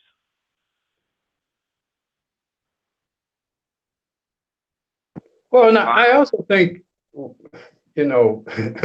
at the risk of being politically incorrect, Mm-hmm. I think at some point we have to be honest that there are differences. I mean, there's the bell curve, I guess you have to consider in terms of averages and standard deviations and that sort of thing. Mm-hmm. But all things being equal, your average female student is likely to have different interests and points of focus with respect to their education than your average male student. Right. I mean, this is just a fact. Right. So the question is it cost beneficial to apply a disproportionate amount of resources to try to affect some objective that might not yield a benefit to the whole? I mean, is it worthwhile investing so much more disproportionately in black females, many of whom still will not necessarily enter or stay in STEM fields for which that prior investment of time, energy, and resources would be cost beneficial? So it's like, I mean, and the same thing can be said not just about black women. I mean, you can make very similar arguments about, whether too much is being frankly invested in programming for white women to try to encourage them to do things that they just genuinely are not interested in doing. And so you invest all this money, all this extra money and time in women, which, there is at some point a zero sum to, how much resources you can invest over here and not have invested over there. Mm-hmm. And so the people who might have benefited the most from those resources and the people who might have generated a return for which that benefit might have have benefited society as a whole is lost. So we lose in many cases by over investing in areas to try to promote women doing things that they just simply are not as interested and perhaps are not as capable of doing. That's a very good statement. And a very good point because um, when I was doing undergrad, only two out of a class of like 24, I think only two or three of them were actually women. So it wasn't so much that anybody was keeping them out. It was more about the interest, the level of interest, right? The more math is involved, the less likely the less interest they tend to have. And it's no slight to women. It's just that's their that tends to be their barrier, right? Their emotional barrier. I think the article talked about emotional barriers as well. They tend to not engage if there's too much complexity. If there's something very straightforward and direct and easily to grasp, then they tend to gravitate towards that. So that's why you see a lot of ADOS women involved in criminal justice, um, other areas of like public, what do you call that? Urban policy development and things of that nature. They tend to be more on the soft side than the hard side of um, the technical side of academia. So I say all that to say that there's this. They've done everything they could to get women into STEM, even made things free, and a lot of, from my understanding, the enrollment has not really changed all that much, right? So we can't sit here and say that it's because of a posture issue, like lean in, right? This sort of idea that your body posture has to change to lean directly in a more awkward standpoint to help this other person. In reality, um, that was never really the case. Because for black men, it was always pull yourself up by your bootstrap, but for them, it was lean in, right? Body posture. Yeah, I mean, in this, and as you say, or lean in, I mean, this is, you know, done or led by a white woman. So this condition, these disparities exist across racial lines. It's not just Yeah. the black girls are, not being fairly treated or helped or whatever. It's just, I mean, there is programming all over the country that is specifically geared towards encouraging, promoting, investing, Hmm. uh, from enrolling Hmm. women into various STEM programs, and many of them, I don't know if most, but certainly many of them are lacking in participation. And in a free country where people are relatively free country where Hmm. people are able to make their own choices with Hmm. respect. I mean, if we were in China or some other place like that where the government has much more hand in dictating who does what, Hmm. maybe you can make a different argument. But Hmm. where women disproportionately matriculate into American universities, uh, women disproportionately graduate high school, so for their numbers to lag in the STEM fields says something about their choices as Hmm. well as other factors that they may be less in control of. But as we see, their ability or their influence to influence those things is growing and growing and growing every day. I also want to point out that Rachel's comment: black women aren't taking anything from black men because black men aren't empowered to control any industries. Maybe black women college enrollment 3-1 to black men is the reason they are getting these opportunities. So again, this is another misnomer, and I don't know how these comments and where they originate from and how they get out there.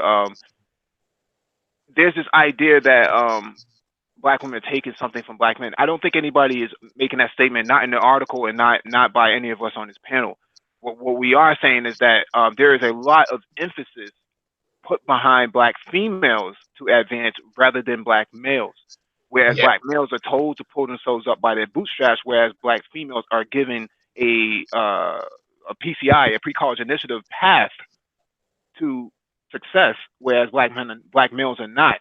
And more often than not, that it really impacts your community because it leaves it lopsided in terms of social mobility as well as income per capita. Whereas black women can't compete with their racial counterparts, white and Indian and Latino women, because they tend to get married at an earlier age and accrue more resources and more assets than, let's say, ADOS women do, because they tend to focus on the core factors of family development. Whereas uh, in the black community, you have single parent, multi tenant parenting going on in the black community. Even those over 35, you're starting to see your ADOS women go out there and have babies and not actually build an entire family and build assets that goes with it. So that's what we were talking about initially as a barrier, right? So paid and unpaid work, right? So the unpaid work would be taking care of children that from multi-tenant households. What's going on, Fauci and Triple X? What's going on? Hey, what's going on, Mike? Peace to the panel.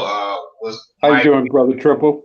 Hey, Black Guru, how you doing? Salute, OG, salute. It's always a pleasure. It's always a pleasure to talk to you, young man. Oh, I appreciate that, man. Always a pleasure to be on the panel with you, man. I look forward always to hearing your wisdom and perspective as an older man. So, I appreciate that. Yeah, I was gonna add. Yeah, I wanted to respond to Rachel. Mike, you actually just hit on a lot of the points I was gonna talk about too, because I was actually discussing that in the chat with her, and I see she kind of almost went into a little mini tangent about it. But yeah, she's overlooking. I don't know if she was fully listening to everything that's being discussed, but one thing she kind of overlooked, and Mike V kind of touched on it, and I can speak to it somewhat myself, is because when I was in school, I had technician roles at the phone company. Like when they first kicked out the AT&T Uverse stuff here in Michigan. So just like Comcast, and I was working with like a lot of Cat 5, Cat 6 cable, high and low voltage on the wires up top, aerial pairs, and I was doing all that stuff before I even had a degree. So Mike V makes a good point. There's not really much inclusion. Like I'm in SB too. There isn't like much inclusion into like any of those IT or computer science or engineering related fields. Like once you get out of the degree level, like those lower level jobs that still have that level of engineering, so to say, to them, there isn't really any inclusion at that point. And those are generally male jobs because they involve a lot of lifting, I had to go to pole climbing school.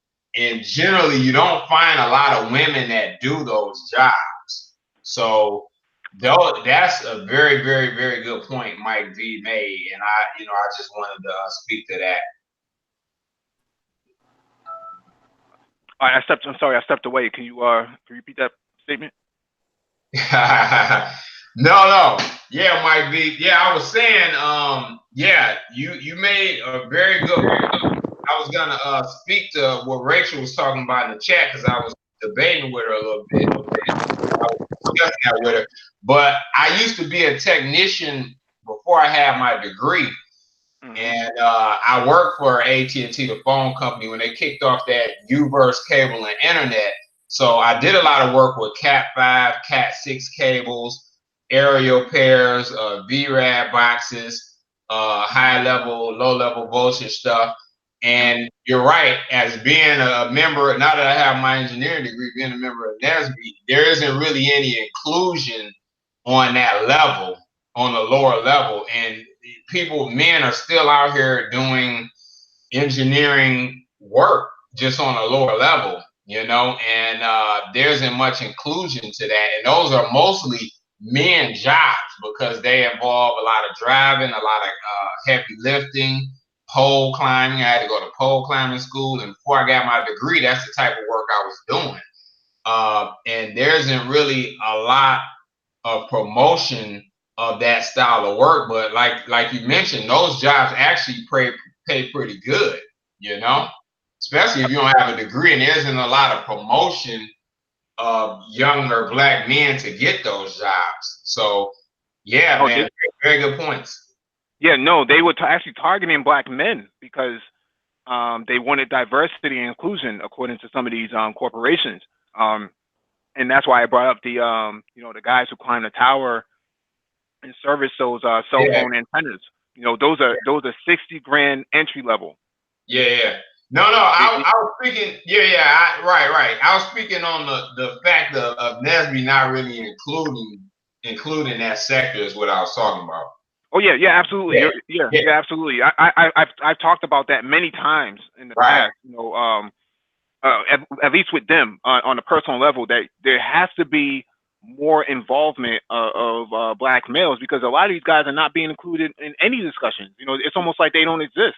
And Yeah, even from a cybersecurity standpoint, man, I see very few guys, man, in these areas at these meetings. And I think what's happening here is that just like Black Enterprise, it has become very female dominated, because what I was told, at least by Dr. Tia Son Johnson last year, was that women consume media at a higher rate than men do. So what's happening here is that when they put these magazines on these stands and have these social gatherings, and because women tend to be social, they tend to be more involved, whereas black men are kind of castigated to the side and told to shut up, for the most part. But when it comes to this article, they're pointing out the barriers that are going to be impactful on at least ADOS women if we're taking the article and narrowing it down to ethnicity.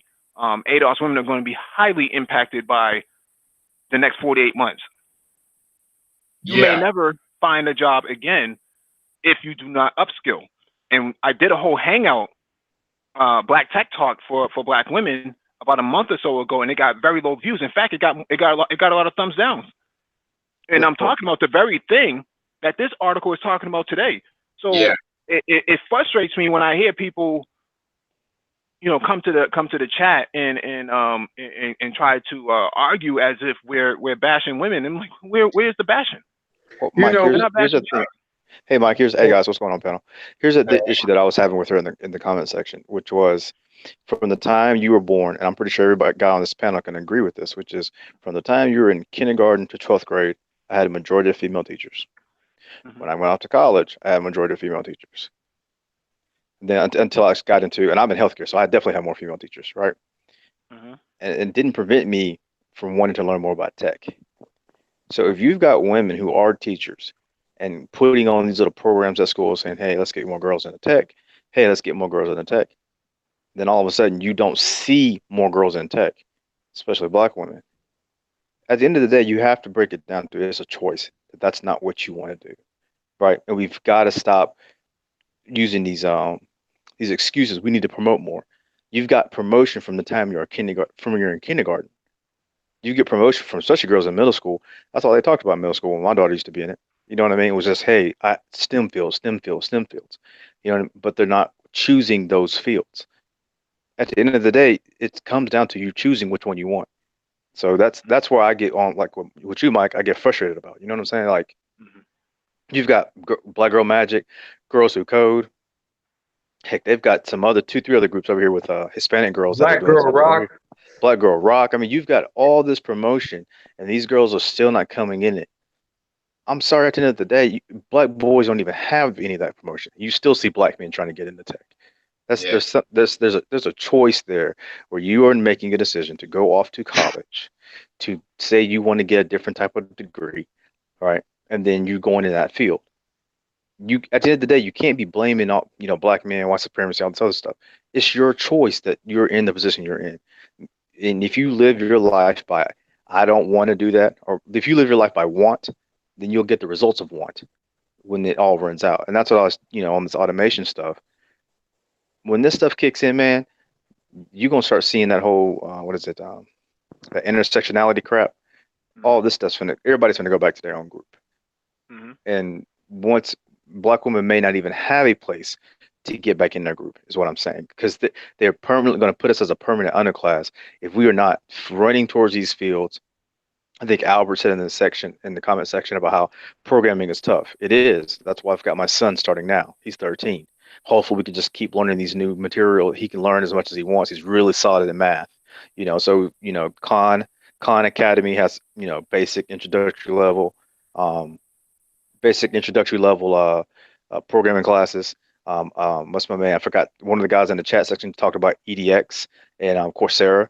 They have free online courses where you can just audit the classes. You don't even have to pay for them. You can just audit the class, go through the material, and then if you want to get the certificate, go back through the classes again and just go straight to the test. And you've already audited. There's this whole thing of in my opinion, where people are not making the correct choices and they want to blame everybody else or the environment on them not. Oh, I didn't know. Well, if you are the group that gets more, you consume more media, you consume more, information, then that's not my fault that you're consuming the wrong information because it's still available to everybody. So I'll let somebody else get in, man. Yeah, go ahead, Sauchi. Good evening, everyone. What's going on, bro? How you I'm doing? liking everything I'm hearing. The issue I think is engaging in long conversations with anyone, it doesn't matter, woman, man, on things that when they're just emoting. Here it's clear there's no disrespect, there's no pointing fingers, just talking facts. So if someone's gonna emote, I mean, I guess because of the way I was raised, I just send you on your way. Hey, go do your homework. If you come back, then I know you're serious. If you don't come back, or if you come back with more emotions, I'm not gonna waste my time. And what we're speaking about here is it's on a large scale. The world has moved on technically. It's just that there's a lag with certain groups or the average person. And what you're doing here is trying to get people on speed. And it's if you can't get on board on the facts, then you can just keep on doing whatever you were doing because we ain't got time for that. Because I mean, I live in the DMV area, and out in Jesus man, Fairfax area, the school system. The older sister, she teaches out there, and she tells me how things are run out there. I mean, everything's run like clockwork, man. I mean, the way how, because I'm from Rhode Island, the way how the public school system is run is better than the private school system is in Rhode Island. I mean, these kids are coming out. It doesn't matter the race. These kids are coming out prepared for tomorrow. They have technical schools in high school, in middle school. These kids have the opportunity to take summer courses at their school to get college credit. It's normal. It's not something like that from where I'm from. You had to really reach out or you had to know someone with means to hear that kind of stuff. No, it's normal here. So when someone comes into the chat or whatever talking, I mean, we got time for that. Because you're speaking facts. And that's all that matters right now, because we literally don't have time. And I don't think a lot of Black folks unfortunately get that. We don't have time. Yeah, we're on borrowed time right now between 2019 and 2050. Agreed. I bring this up sometimes on BGS's panel. A co-founder of mine got to talk to one of the top lawyers at IBM, and one of the things that he brought up was like all the automated systems, they're built. All the systems that talk to each other, they're built. The only thing they're trying to figure out is how to get around the loopholes, the legalities of it all, and hopefully bring it into society without too much disruption, too much chaos. Because chaos will happen, but not too much disruption at one time. So, like Mike's saying, we're on borrowed time right now.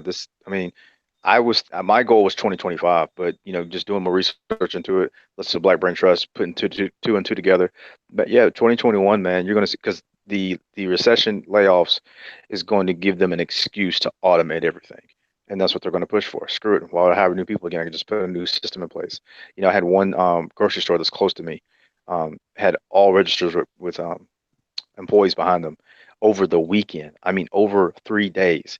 they put in half the store, half the registers were moved out and put in automated systems, self checkout. Like it was crazy, you know. Wow.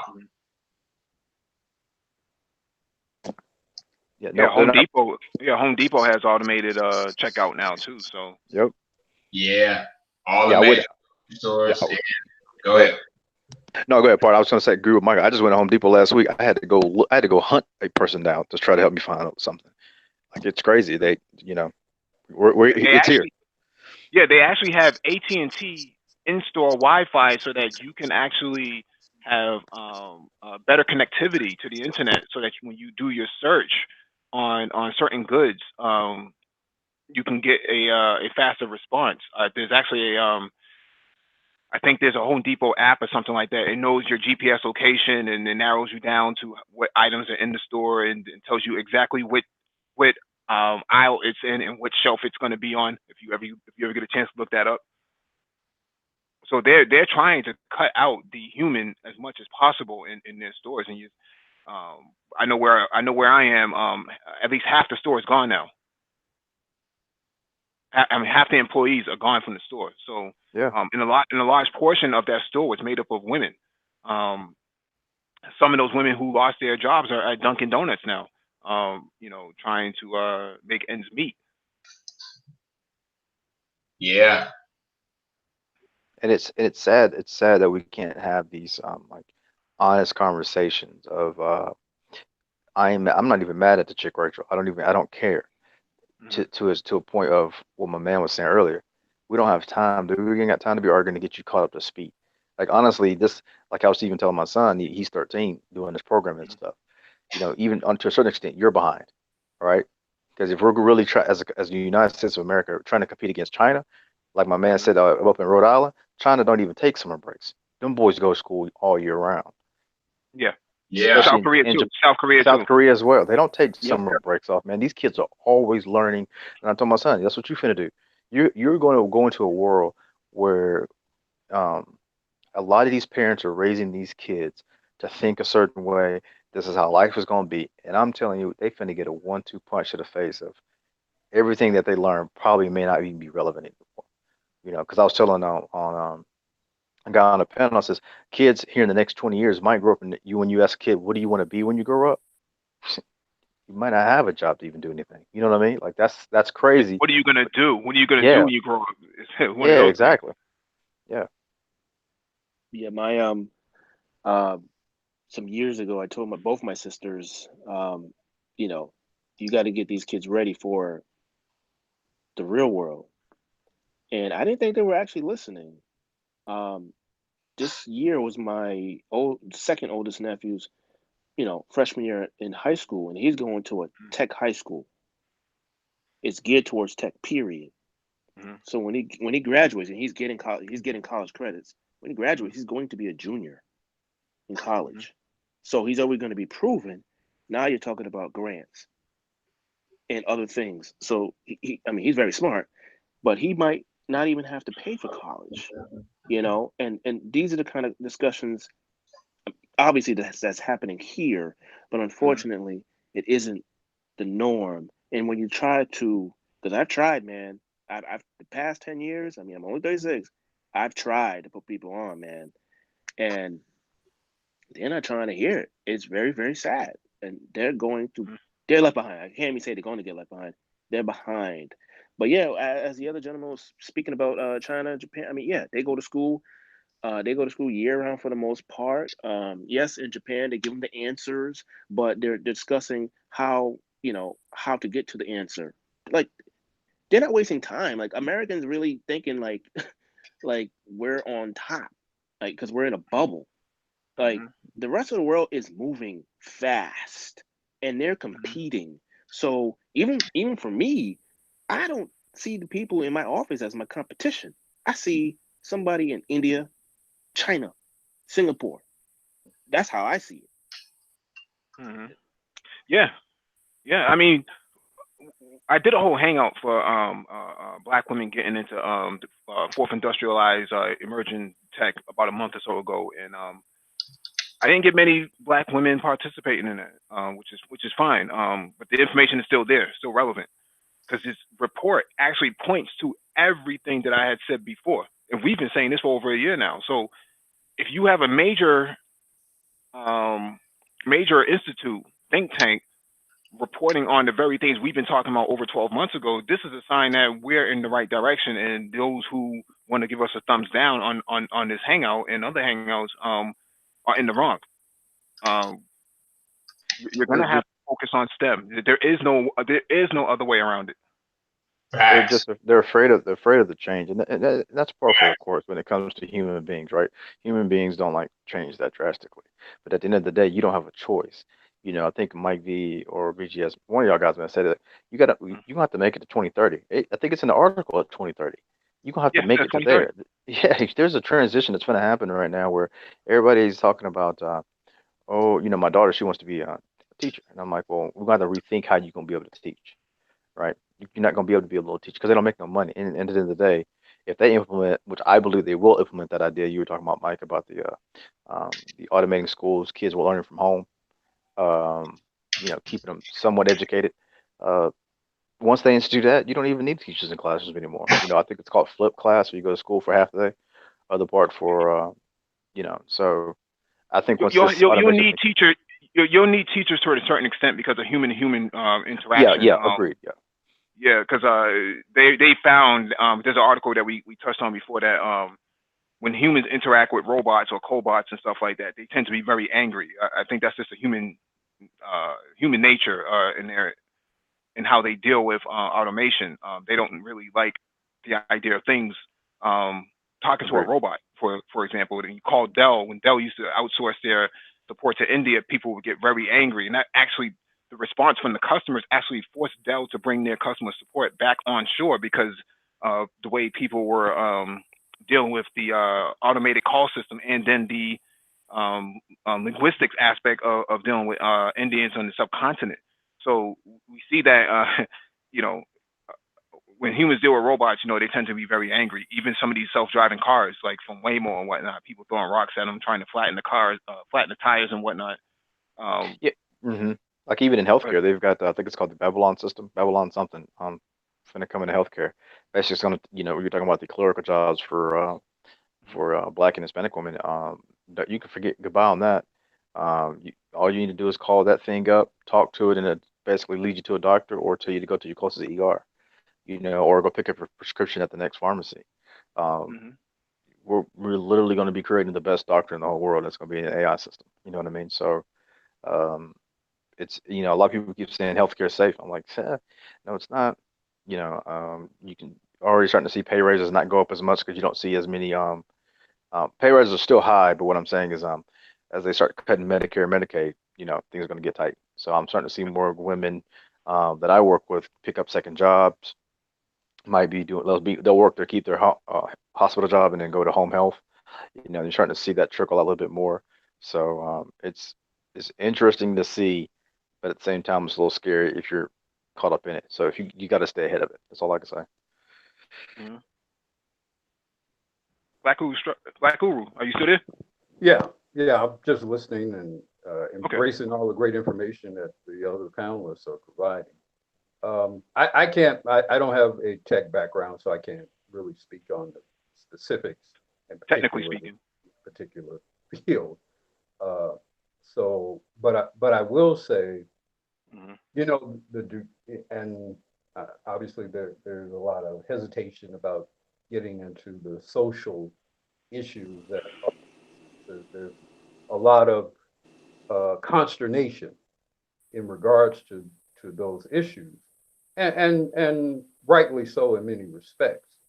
Uh, but I will say that the degree to which we being Black men, Black women competing against each other, negatively impacts our ability to do the things that you gentlemen have been discussing here, so that we could collectively come together and put together programming that will allow us to compete against white Americans, Asian, and Indian Americans, and Asian and Indian non-Americans. The extent to which we're in strife and this very sort of unproductive competition And, whether Black women actually think they're better and smarter than Black men, that whole business of gynocracy and whatever, the extent to which that is real definitely impacts our ability to do the things, to do the kind of preparation we need to compete in a world that's obviously greatly changing and evolving at a highly accelerated rate. And so I think we're going to lose, not just because we're ill prepared presently, but I think we're going to lose because we're just, it seems unlikely that we'll come together to create the kind of programming that will allow us to compete. Yeah, I think also that public libraries have to be leveraged as infrastructure for learning, right? So we pay into these institutions um, for for that very reason of learning. I think it's incumbent upon those institutions to actually come up with certificate programs to actually re-upskill or upskill these impacted areas and communities, right? So most predominantly Black neighborhoods do have some form of library there. It's almost part and partial to the community infrastructure. The Yeah. money that would be better used to develop these libraries should also encompass coding skill certificates and so on and so forth. As long as you got a library card, you should have access to this sort of these sort of coding programs and IT programs and so on and so forth. That makes it also accredited because it's coming from an approved institution, which is the public library. That's something that your tax dollars pay for, and then that would provide a high return on investment. Now, why this isn't taking place, I don't know. I think that there's still some leverage there that we can actually make. I agree. Yeah. Definitely with the library aspects of things.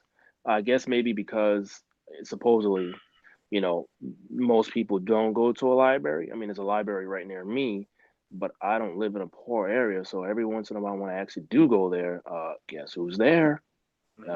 Every other race, but Black folks. I'm usually one of the few. I'm talking like one of two or three whenever I go in there. That's just the way it is. Also, like I said before, we have it's like we have the internet, you know. So Mhm. realistically, all excuses are gone. It's just how people decide to utilize it. And like I said, I think it was a week ago. I mean, we can go online right now to these Mhm. top colleges for whatever field. You can look up the top professors, whether or not they're also doing real world work as well.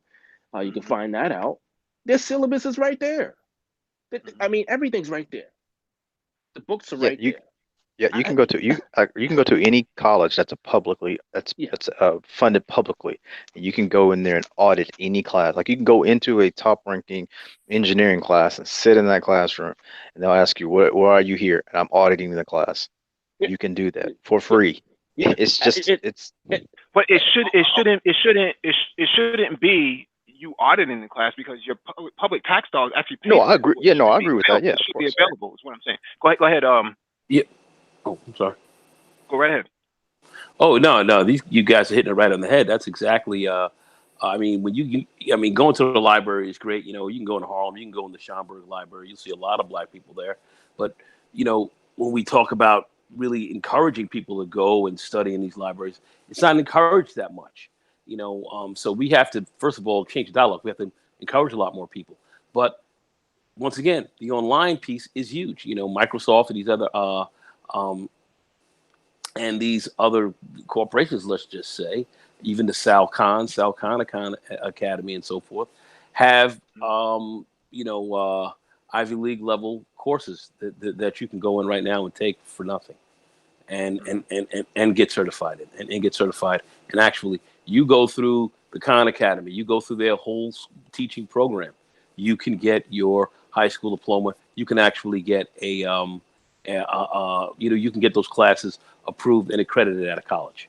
as well. If you go into school and you take a 2-year curriculum or a 4-year curriculum, and then you can literally get a degree online, sitting at home, damn it costing you nothing, and just having your courses, having it planned out, and then bang zoom, you can go right to a school and have those courses proved and accredited, but by a college. You can do that. I don't know if people are even aware of that, but we have that. I mean, I was thinking about Prince before Prince died.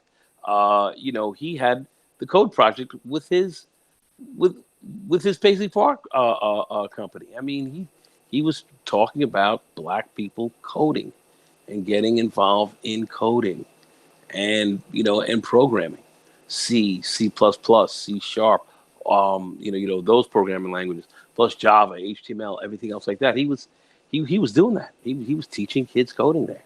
This is Prince. What you said Prince? Prince. The artist? Prince the artist. People Purple Rain. don't even. Purple Rain.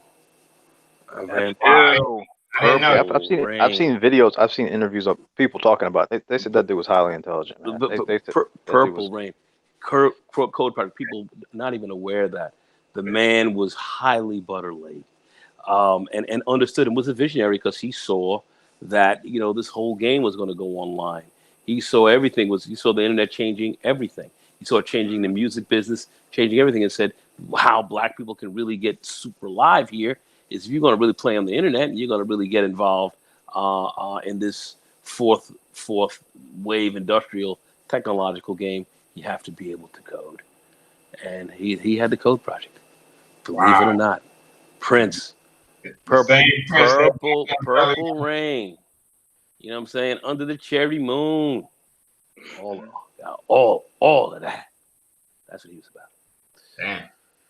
Believe it or not. So I know we sit here, we can talk about a lot of the issues with black men and black women, but I think from a standpoint of us having, let's talk about, let's say, a manosphere, if you will. If we're going to talk about such a thing, we have to really talk about men specifically, talk to men, and talk to, and us being knowledgeable, putting men onto game as to what we need to be looking at and what we need to be getting involved in and how to help to program brothers a little bit from this point and encourage them to move forward and get involved in these things and mentor wherever they can. If we can mentor from afar or mentor from up close, let's do that. But be like guidance counselors in some ways. Give people real information. It's there. It's at our hands. We have to start to take advantage of it. Now, I'm going to say this. We do have black families that are taking advantage of that. More black people are being homeschooled and home educated than ever before, damn it, since slavery time. So we have people who are just coming out of slavery and people literally teaching, getting the 3 R's like my great great grandfather used to say. They had the blue back speller. You guys can look that up online right now. He kept that right next to his Bible, and he was teaching black men how to read. From that stage on with this church, he used his church organization as a conduit to educate black men. That's what he did. And the church was supposed to play a role in your education. So you got your 3 R's, your reading, writing, arithmetic there. And the blue back speller was a key piece that he wanted to have black men have because he didn't want black men to sign an X on a piece of paper as their signature. He thought that was, after a period of time, was obscene, and he felt that had to change. And this was what he was doing to improve black men specifically. So this is what we should be doing here as well, as opposed to going into parking lots and fighting people or talking about some of this other crazy stuff we have going on out here, and just this madness. We need to really focus on our real issues. Are these women a problem and they're not down with you? Yeah, you're gonna have that. But really, let's really focus on really getting ourselves together. And once you start to do that, some of these other issues begin to kind of fall to the wayside. To be quite frank with you about that. Go ahead. No, yeah, I mean the reason of having this hangout was to ring the alarm. Black women, ADOS women, gotta. They need this information. Somebody has to tell you that your life is going to change dramatically in the next 4 to 7 years. I mean, to a point where everything you thought you knew, you have to throw that out the window. You're gonna have to change your whole way of thinking. And if, like the article pointed out, one of the barriers for women is social networking. You don't have the access to those sort of networks that would involve high growth, high vertical markets. And high vertical markets are fourth industrialized emerging tech. And unfortunately, for a lot of sisters, they are outside of that bubble. People. I see people some people in the chat who have been timed out already. They're disagreeing with this, and I'm like, how can you disagree with this? Just read a whole report. This is July 2019 talking about this. That Yeah, between Mike, now and it's and not even a black. 2030. I'm sorry. Yeah, it's at the point. It's not really even a discussion. It's pretty much a fact, man. You know, James Baldwin said it best: "If I love you, I have to make you conscious of the things you don't see." They're obviously not aware of it, man. I mean, And it's here's the crazy part. The go crazy ahead. part is no. The crazy part is, Mike, is that it ain't a black and white issue. This is a human issue. This thing is going to sweep the whole world. That because we have our own special history here, that is going to affect us a hell of a lot worse. And you know, we might only be able to save one or two at a time. But damn it, I'd rather save one or two than nothing at all. Somebody has to tell you the truth that the environment's changing. Over that hill is a fire and it's coming down. You know what I mean? Like we have to get out of this damn this valley or whatever. Because if not, you're just gonna get burnt up with it, man. Like, and it's sad that even you ringing the bell, even bringing enlightenment to an article, because that article ain't meant for us. I can tell you Right. that right now. That article ain't meant for us. That article's meant for them, for other demographics of women to wake up. But guess what? Them other women are going to wake up, or they're going to, go off and find a mate that's actually in that field. So Mm-hmm. that's the reason I Okay, try to tell sisters, okay, hey, if you ain't gonna great do the point. mating part, if you're not gonna do the mating part, then how about wake up and get in these classes and learn this free material and apply it to your life? You know what I mean? So And see, that's a key point. You talk about the whole mating thing and all that. See, at the end of the day, as you say in español, al fin de semana, at the end of the week, at the end of the day, this thing is you're gonna be merging close to each other anyway. This is how it's going down. absolutely. This is how this is going down. And so, when we start to get on top of our game and really get right, the women are going to have to roll with you as well. They want to be separate. They're not going to be able to survive to a large extent. That's why I'm saying this argument is almost it's almost kind of a mute one because, and I'm not saying it's almost a mute one because these are very real events that are going to happen to black women. But if it happens to black women, it's going to happen to black men as well because they're going to Exactly. have kids and sons and all. So all this shit's going to happen. So at the end of the day, it's all coming down together. We have to get on top of this. We have to get on top. We have to get on now. Some are seeing it. Some black people are seeing this. Not enough. And our institutions that we have currently are not in our community are not addressing this, not at the level that we need to address it. And some are, but we just have to continue to sound the alarm and keep screaming from the mountaintops, keep screaming from the top of the building, wake the fuck up, keep screaming, and after a period of time, people are going to start to listen. They will listen. I do believe we keep screaming and sounding the alarm, even with all the critiques you're going to get from from from from, from savages and rockheads. Screw them. You have to keep screaming because after a period of time, people are going to listen. People are going to listen, man. We're not going to have a choice, to be quite frank with you. But Mm-hmm. we just need to continue to do that, and we need to be doing that here and wherever else that we are. But especially here, we got to do it here. Yeah. Hey, Mike V, I wanted to know, do you guys got a Facebook page too for the Black Brain Trust? There was a Facebook page started. I don't think we've kept up with it, but Okay. we kind of focus on live streams for the most part because Right, it's the interaction that people want, right? But I think going forward we'll start to broaden our social media outreach because people have been.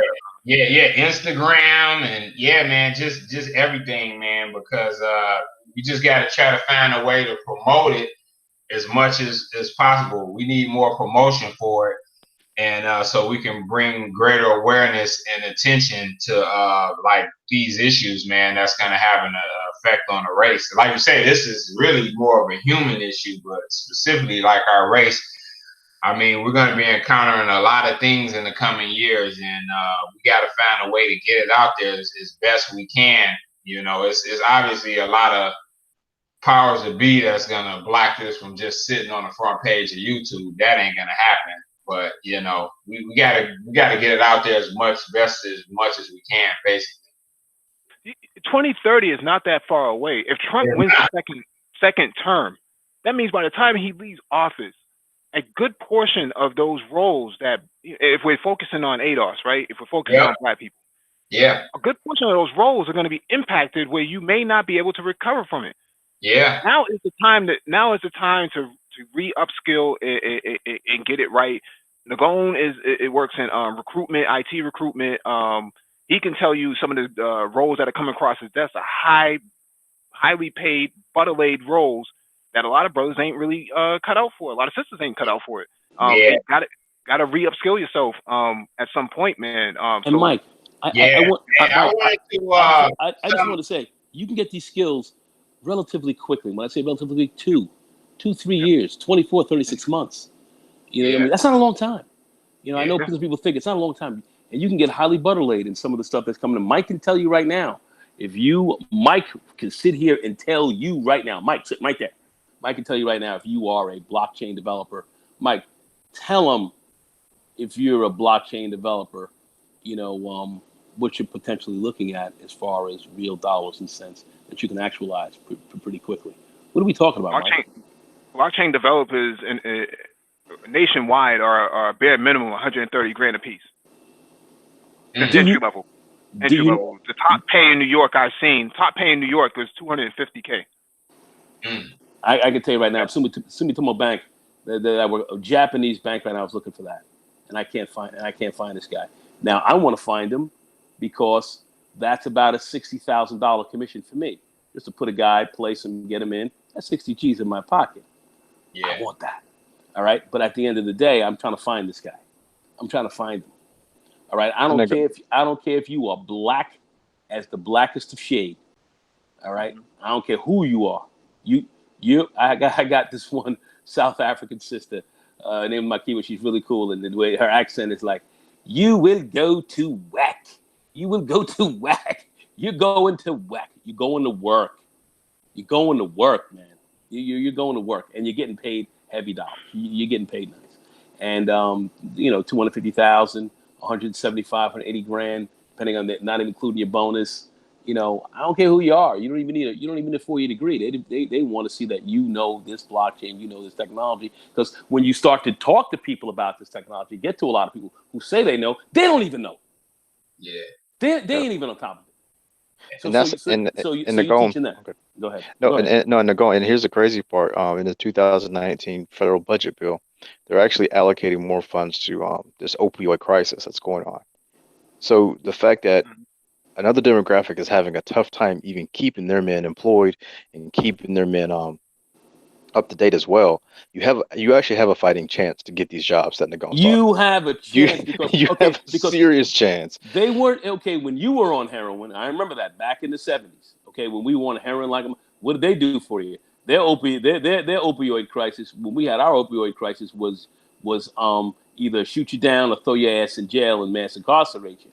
Okay, yep. Cold turkey, where a lot of people died off of this stuff, and they gave you methadone clinics. Okay, what they said, well, they gave you another drug to get on that wasn't even really all that helpful, and a lot of people just fell by the wayside. I saw the walking zombification of our community behind this. All right, so they didn't care. All right, now we're not on drugs, so at the end of the day, we need to get on this code game and really talk about it. We have to scream this out because you do have a chance. And like I said, these white folks that you guys give such credit to being so brilliant, they're not that bright.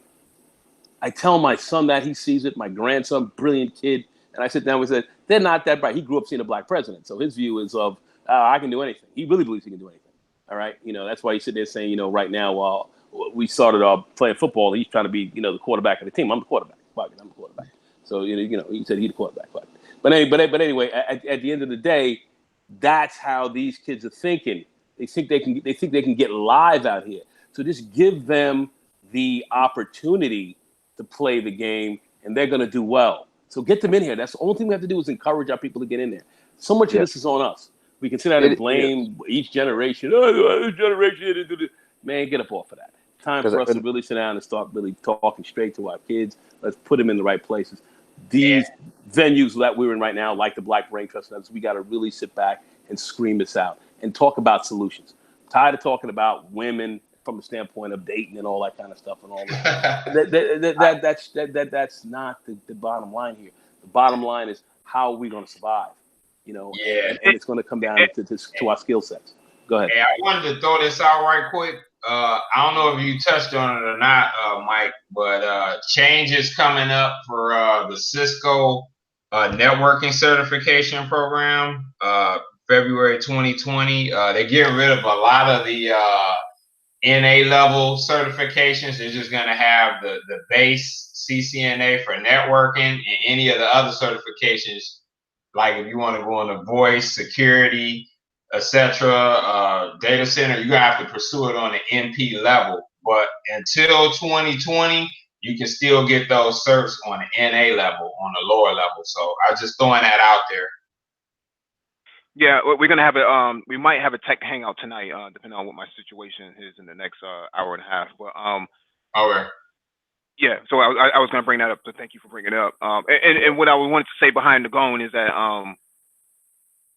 if black men are to seek these opportunities, because a lot of the recruiters I'm talking to are reaching out to black men because these companies want diversity and inclusion. So the first thing they're going out to get is that black male who has that skill set. But what happens when the black woman wants to get into those sort of organizations? That black man is going to be that conduit. Sister's going to have to learn to get along with these brothers, man. You're going to have to learn to respect these nerds. It is what it is. yeah. They're not going to have a That choice. It's yeah. going to That's my merge. It's going to yep. merge to this. I'm sorry, brother. Go ahead. Go ahead. I'm sorry. I apologize. No, Go ahead. that's my point of I'm hoping, a lot of brothers keep bringing up this whole dating thing. Man, you're gonna get whatever you want. I promise you. All you got to do is just focus on this tech stuff and get in the STEM. You better pick out a little of what you want. But you I'm gonna have to be in this next wave that's coming up, like Nagone said earlier. All this old information. I got people coming to me right now saying, "Hey man, how's you on your business stuff? What is this? Have you learned this and learned that?" I'm like, "Man, just hold on a second." And they're like, "Well, why don't you share some information?" I'm like, "Because in the next 2 years, it may not even be relevant anymore." You get what I'm saying? I'm like, I'm trying to prove this thing that I'm doing and so I can be as prosperous as possible. But at the same time, I'm not gonna let you learn some information that's not even gonna. This is to me personally. Just get into STEM, man. Get on this programming and this coding. Everybody's always talking about, this. Oh, everybody can't code. Damn it, you better learn. You, Yeah, you get what I'm saying? Like this is If you can survival speak of the a fittest second now. language, if you can speak a second language, you can code. because that's Most all coders coding speak a is. Absolutely. second language. I can tell you. I can guarantee you this. 250,000 cash liquid in your bank and a new house is jawline like a motherfucker. Amen, brother. You the prettiest nigga walking. But you use a little Ebonics. Believe that. Like Trust me. Okay, I've said this before, Nicole. that's I've said this, jawline like a mother. Nicole, and I said this. There's brothers that go to. I'm over here in Austin. There's brothers that go. These tech boys over here go out to the different areas called the domain. Man, Yes. these white girls and Hispanic girls be all in their faces, man. And I'm They, like, and they are. he was like, "Oh, dude, I got a marketing degree, or man, I just got an IT degree. I ain't know it was out here. I ain't know it was like this out here." And I'm like, man, these females are hunting y'all for a reason, So, and I that's don't why, know what else. I don't know what else to tell you. What you just said, brother, is so dead on the money. There's really nothing else to say except that that's where it's at, and that's my talk on the women and what you need to have as far as the dating game is concerned. Get be a nice crib, okay. I have $250,000 cash in the bank. All right, you draw a line. You jawline like a mother. That's it. But in order to get there, get those programming skills, get this IT game because IT is really wide open. It's hard to resist you when you're walking in with the skill sets. It's certain games they just can't play because they're going to need skills. That's what, and it's going to be like this for the foreseeable future. Anyway, go ahead. Social skills as well. Social skills are going to matter. The ability to negotiate, the ability to negotiate a salary is going to be crucial, because you can't just accept whatever they throw out on the table. They can throw. Well, that's where guys like me can come in, and others who are in the business, who will represent you and will be up there. Because if I'm presenting you and I'm talking to a company, you getting the top dollar, you getting it. I guarantee that you're gonna get that top dollar. I think when they talk about, in the article, they talk about inequality, right? Income inequality between the genders. And what you're saying is true, that you'll negotiate, but what happens when it's left up to the person, right? To negotiate their salary. Many times their social skills are not there to negotiate the salary. They don't have a whole lot of understanding. It's true. The art of negotiation. And if you can't negotiate with brothers, man, it's gonna be hard for you to negotiate a salary too. So when it comes to sisters, when it comes to sisters, man, my advice to them is to make as many relationships and friends in these black circles.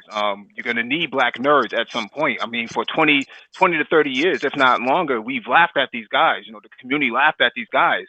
And now that this report has come out, this is the second report we've read just this year alone. World Economic Forum, we covered that. This report is also is along the same lines as what we've been talking about for over a year now. Mike, you remind me. Economy's starting to shift, and the trajectory of where a lot of people are going to go, especially women in this regard, you're going to fall to the wayside. You may never come back from that. You may never recover.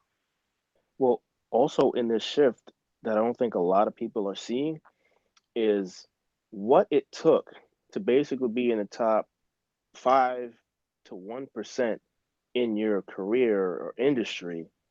That has pretty much moved down to borderline the average person has to function at that high level. And I don't think a lot of people are seeing and understanding that. Like they really aren't. And of course there's really no such thing as equality. I mean, we here understand that. And politically they use that, stay in office and all that nonsense. But the reality of what we pretty much see in nature is going to spill more off into humans on the human side, which was normal, centuries ago. So all this artificial, all these artificial societies that we've created or rules that we've created, I mean, it will probably still be there, but the reality is that, I mean, if you aren't amongst the best, oh well. And I think that's where we're on the cusp of that, personally. And I mean, I function that way, but even at work, I mean, the average person, when I talk to people, wherever I go, a lot of people, and I see it in their eyes, when I start saying a couple things, they have no idea. And I'm in an area where people are highly educated, Georgetown, Stanford, all that other stuff. And many of them, because they've been working, they're getting paid very well, but they still aren't keeping up, and they aren't functioning as a top in their careers or industries. So I think that's something that really also needs to be looked at. We'll close this out in 5 minutes. Any last thoughts? I would just say, man, the material's there. It's free. I think one of the guys in the chat said, and someone on the panel said earlier, there's just no more excuses, man. I mean, even for a guy like myself who's in healthcare and just trying to jump into tech, there's guys out there who do plumbing and trying to jump into tech, or guys I know that are electricians or whatever. Like, it's so easy to get these certifications, and it's just about your time and then your emotions, getting your emotions in check to sit your butt down and read that material. That's all it boils down to, man. There can never be any more excuse for any black person in the United States of America today, regardless of our history. We have free access to the internet. and you have free access on your phone to get on the internet. And you have all these free courses. And like old dude said earlier about, I went to private school myself. They're not smarter than you, man. They just got better opportunities than you, but that don't mean nothing. They're not smarter than you. The same material you're reading in that book is the same material they got to read out of that book. So get on it. And we can do it. You know what I mean? So. Yeah, I would just like to say, yeah, we just got to get out there and do it, man. No more excuses. Maybe we can come with the proper promotion of this initiative and start to really get the ball rolling to the masses. But yeah, it's gonna be put up or shut up time really, really soon. And I agree with what you were saying, Mike. Be eventually the tech guy, the smart guy will retake rightfully the top place within the community, as it has should been, from the get. But I know that kind of got changed over in the late 70s, early 80s when the drug dealer kind of rose to prominence within the community. But the way things are going, we'll be reclaiming the top spot soon enough. That's all I got. I currently am studying how to program in Python. I intend to use it. I One of the things I do is I perform reviews of royalty statements in publishing and the entertainment business, etc. So I hope to use my better skills in data analysis and using Python, as well as learning some programming in Power BI, Microsoft Power BI, and Tableau to do the data visualization type stuff to help to kind of expedite what I do with my royalty reviews. And I am pushing 60 years old. So if I can do it at this age, certainly someone half my age or a third my age can do it as well. That's all I have. All right. Go ahead, Salty. Obviously, always appreciate time on the panel. My last thought really is, the future really is,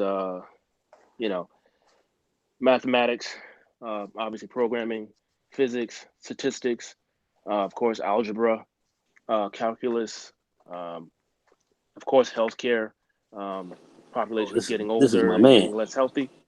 Programming for entertainment, robotics, space exploration. Basically everything you guys are doing here, man. So it's like, it's hard for me to talk because I'm trying not to repeat anything you guys have already said. But you guys are definitely doing a great job. I definitely feel fortunate to share the same space with you guys. Thank you. Mm-hmm. All right. Mike. Nicole, you have anything you want to say in the next 10 seconds? Yeah. I just said, hey, listen, great hangout. This is great information. Let's keep this screaming from the top of the mountaintop, screaming from the top of the buildings, and I think people will start to listen after a period of time. And I put my email address out there. Anybody want to get in contact with me about anything that they want to talk about, recruiting or anything else like that, technical positions or anything that they want to look at, please get a hold of me there, and we can get into some real detail and talk out there. Jack Hay, I put my email out there. So once you guys take a look at that, we'll talk about my recruiting company and everything else like that, and we'll get into some details. Because I really want to see people get out here and get to this tech game. It's wide open. It's more wide open than you can believe. You can literally leap to the top and shock a lot of folks.